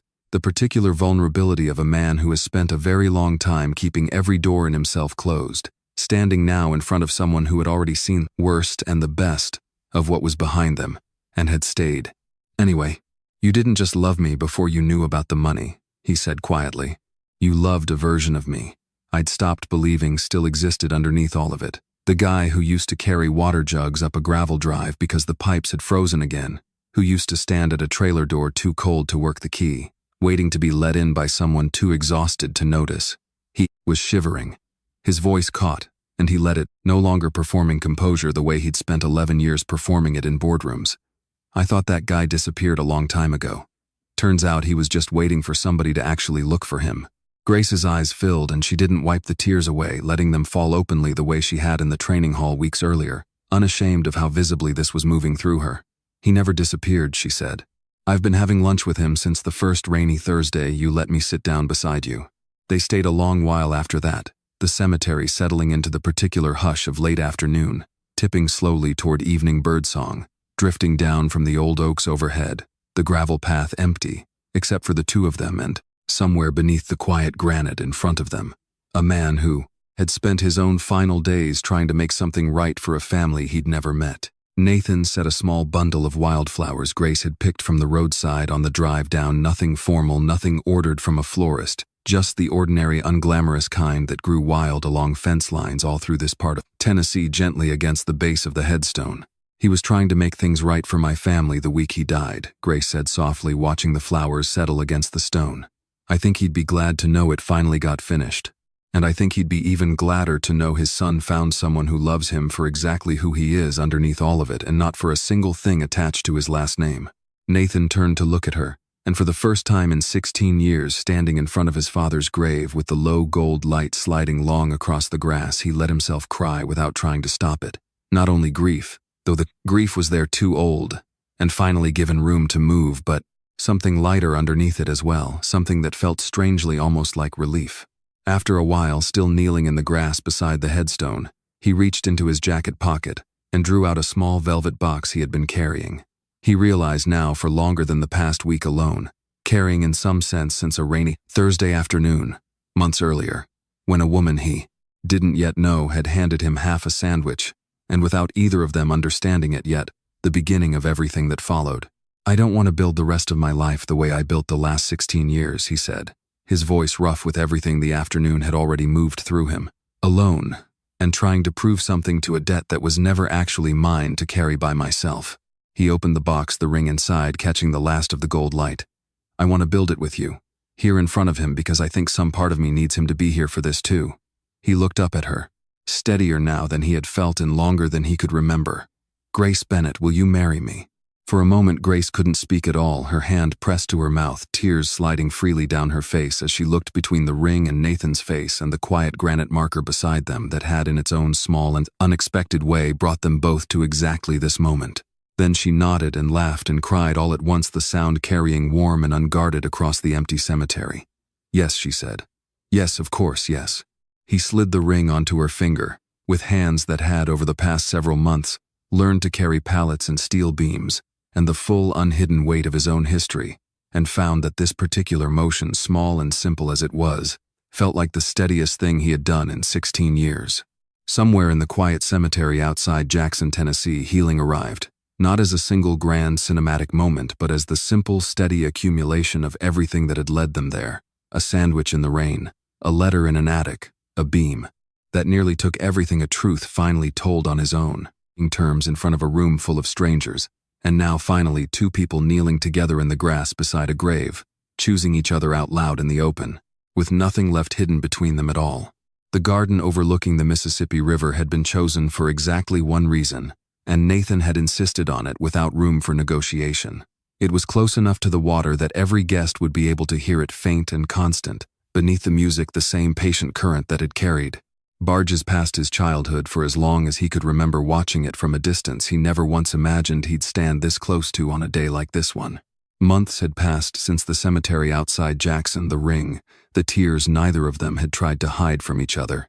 Wedding planning had unfolded the way most things between them now unfolded, without pretense, without performance. Ruth weighing in loudly on flower arrangements from her recliner while Grace laughed and overruled her twice for every suggestion she kept, and Marcus appointing himself without asking, both best man and unofficial head of security for an event that would draw more press interest than either of them particularly wanted. Every employee from the Memphis distribution center had been invited. Every single one. The supervisors who had barked orders at Nate Hoffman without learning his name, the co-workers who had shoved damaged boxes into his arms, the dispatch clerks who had shared cramped breakroom tables with him for 11 weeks without ever suspecting who he was. Nathan had insisted on that too. People deserve chances to grow, he'd told Margaret when she'd raised an eyebrow at the guest list. I spent 11 weeks learning that the hard way. Seems wrong to throw a party celebrating it and leave out the people who were actually part of the lesson. As the ceremony was about to begin, a quiet commotion rippled through the edge of the gathered crowd, heads turning toward the garden's entrance. Nathan, standing near the altar in a simple dark suit, felt his chest tighten before he'd even fully registered who had arrived. Brooke Sinclair stood at the garden gate dressed plainly, none of her old sharp confidence visible in the way she held herself, now smaller somehow. Though nothing about her had physically changed. She had not been invited. She had come anyway and stood there uncertainly at the edge of the gathering as though prepared to leave the instant anyone asked her to. Grace saw her first and crossed the grass before Nathan could decide what to do about it, her wedding dress catching the late afternoon light as she walked. "I shouldn't be here," Brooke said quietly before Grace had even fully reached her. "I just wanted to say I'm sorry. For what I did to you. For what my father did, for what almost happened because of him." Her voice caught. "Losing everything taught me something I should have understood a long time ago. Real love doesn't chase status, and real kindness doesn't need an audience to mean something." Grace studied her for a long moment, the whole garden seeming to hold its breath around the two of them, and then, without a trace of hesitation, closed the distance and hugged her a simple, unguarded embrace. No anger left in it, only closure. "Thank you for saying that," Grace said, stepping back. "Stay if you'd like. There's room." Brooke's eyes filled and she nodded, unable to manage words for a moment, and slipped quietly into a seat near the back as the music began. The ceremony itself passed the way such things always seem to in memory, faster than it felt in the moment, and somehow simultaneously stretched out long enough to hold every detail permanently. Ruth walked Grace down the aisle on legs that had grown unsteady over the past year, refusing every offer of a wheelchair with the same stubbornness that had raised a granddaughter alone after tragedy, insisting she would walk this particular distance herself if it was the last thing she did on her own 2 feet. "You look like an angel," she whispered before letting Grace's hand go. "You're the reason I am who I am," Grace whispered back. "And you were the reason I kept going," Ruth answered before turning to find her seat, tears already sliding freely down a face that had earned every one of them across a hard life. Marcus stood beside Nathan at the altar, steady, in a way that carried the full weight of 30 years of friendship behind it. A boy who had once shared a mattress in a freezing trailer, now standing as best man beside the same friend on the happiest day either of them had witnessed in a very long time. When the officiant finally pronounced them husband and wife, the whole garden erupted into applause loud enough to startle a flock of birds up off the river, and Nathan kissed his wife with his eyes open, unwilling to miss a single second of it. That evening, after the toasts and the dinner and the long, easy hours of dancing under string lights strung between the garden's old oak trees, Nathan and Grace slipped away together to stand at the edge of the bluff, looking out over the dark, patient curve of the Mississippi below. "Do you think everything happened exactly the way it was supposed to?" Grace asked, her head resting against his shoulder, the same shoulder that had healed slowly over the past several months, the ache finally fading more days than it flared. Nathan considered the question for a long moment, watching the river's dark surface catch scattered points of light from the city beyond it. "I think I spent a long time trying to outrun a debt that was never actually mine to pay," he said finally. "And I think you're the reason I finally got to put it down." They stood there together a while longer, the music and laughter still drifting faintly from the garden behind them, the river moving on below exactly as it always had, and always would, indifferent and enduring the same current that had carried barges past a poor boy's childhood in Humboldt, and now carried something quieter and steadier past the life he'd built on the other side of it. If there is one thing this story asks us to carry away from it, it is this: the way we treat people when we believe no one important is watching is not a small thing. It is in fact the truest measure we have of who we actually are, truer than a job title, truer than a paycheck, truer than any uniform we happen to be wearing on a given Tuesday. Nathan Whitfield spent $11 billion worth of comfort learning something that cost him nothing more than a season of blistered hands and cold, lonely nights, that dignity does not belong only to the people sitting in corner offices. It belongs in equal measure to everyone loading the trucks, answering the phones, and quietly carrying burdens nobody around them has bothered to ask about. And Grace Bennett's story reminds us of something just as important, that kindness offered without expectation of return has a way of finding its way back to us in forms we could never have predicted the day we first offered it. She shared half a sandwich with a stranger in the rain because it was simply the right thing to do, not because she was hoping for anything in exchange. What she received in return months later was more than she ever could have imagined, asking for not wealth, though wealth arrived alongside it, but something far more valuable: to be truly seen, truly known, and truly loved for exactly who she was underneath everything else. Perhaps the deepest lesson of all belongs to Nathan's healing, the reminder that success and grief can live in the same chest for years without ever actually meeting each other, and that sometimes it takes someone else's steady, patient love to finally introduce the two so that the grief can be set down instead of carried forever like an unpaid debt. None of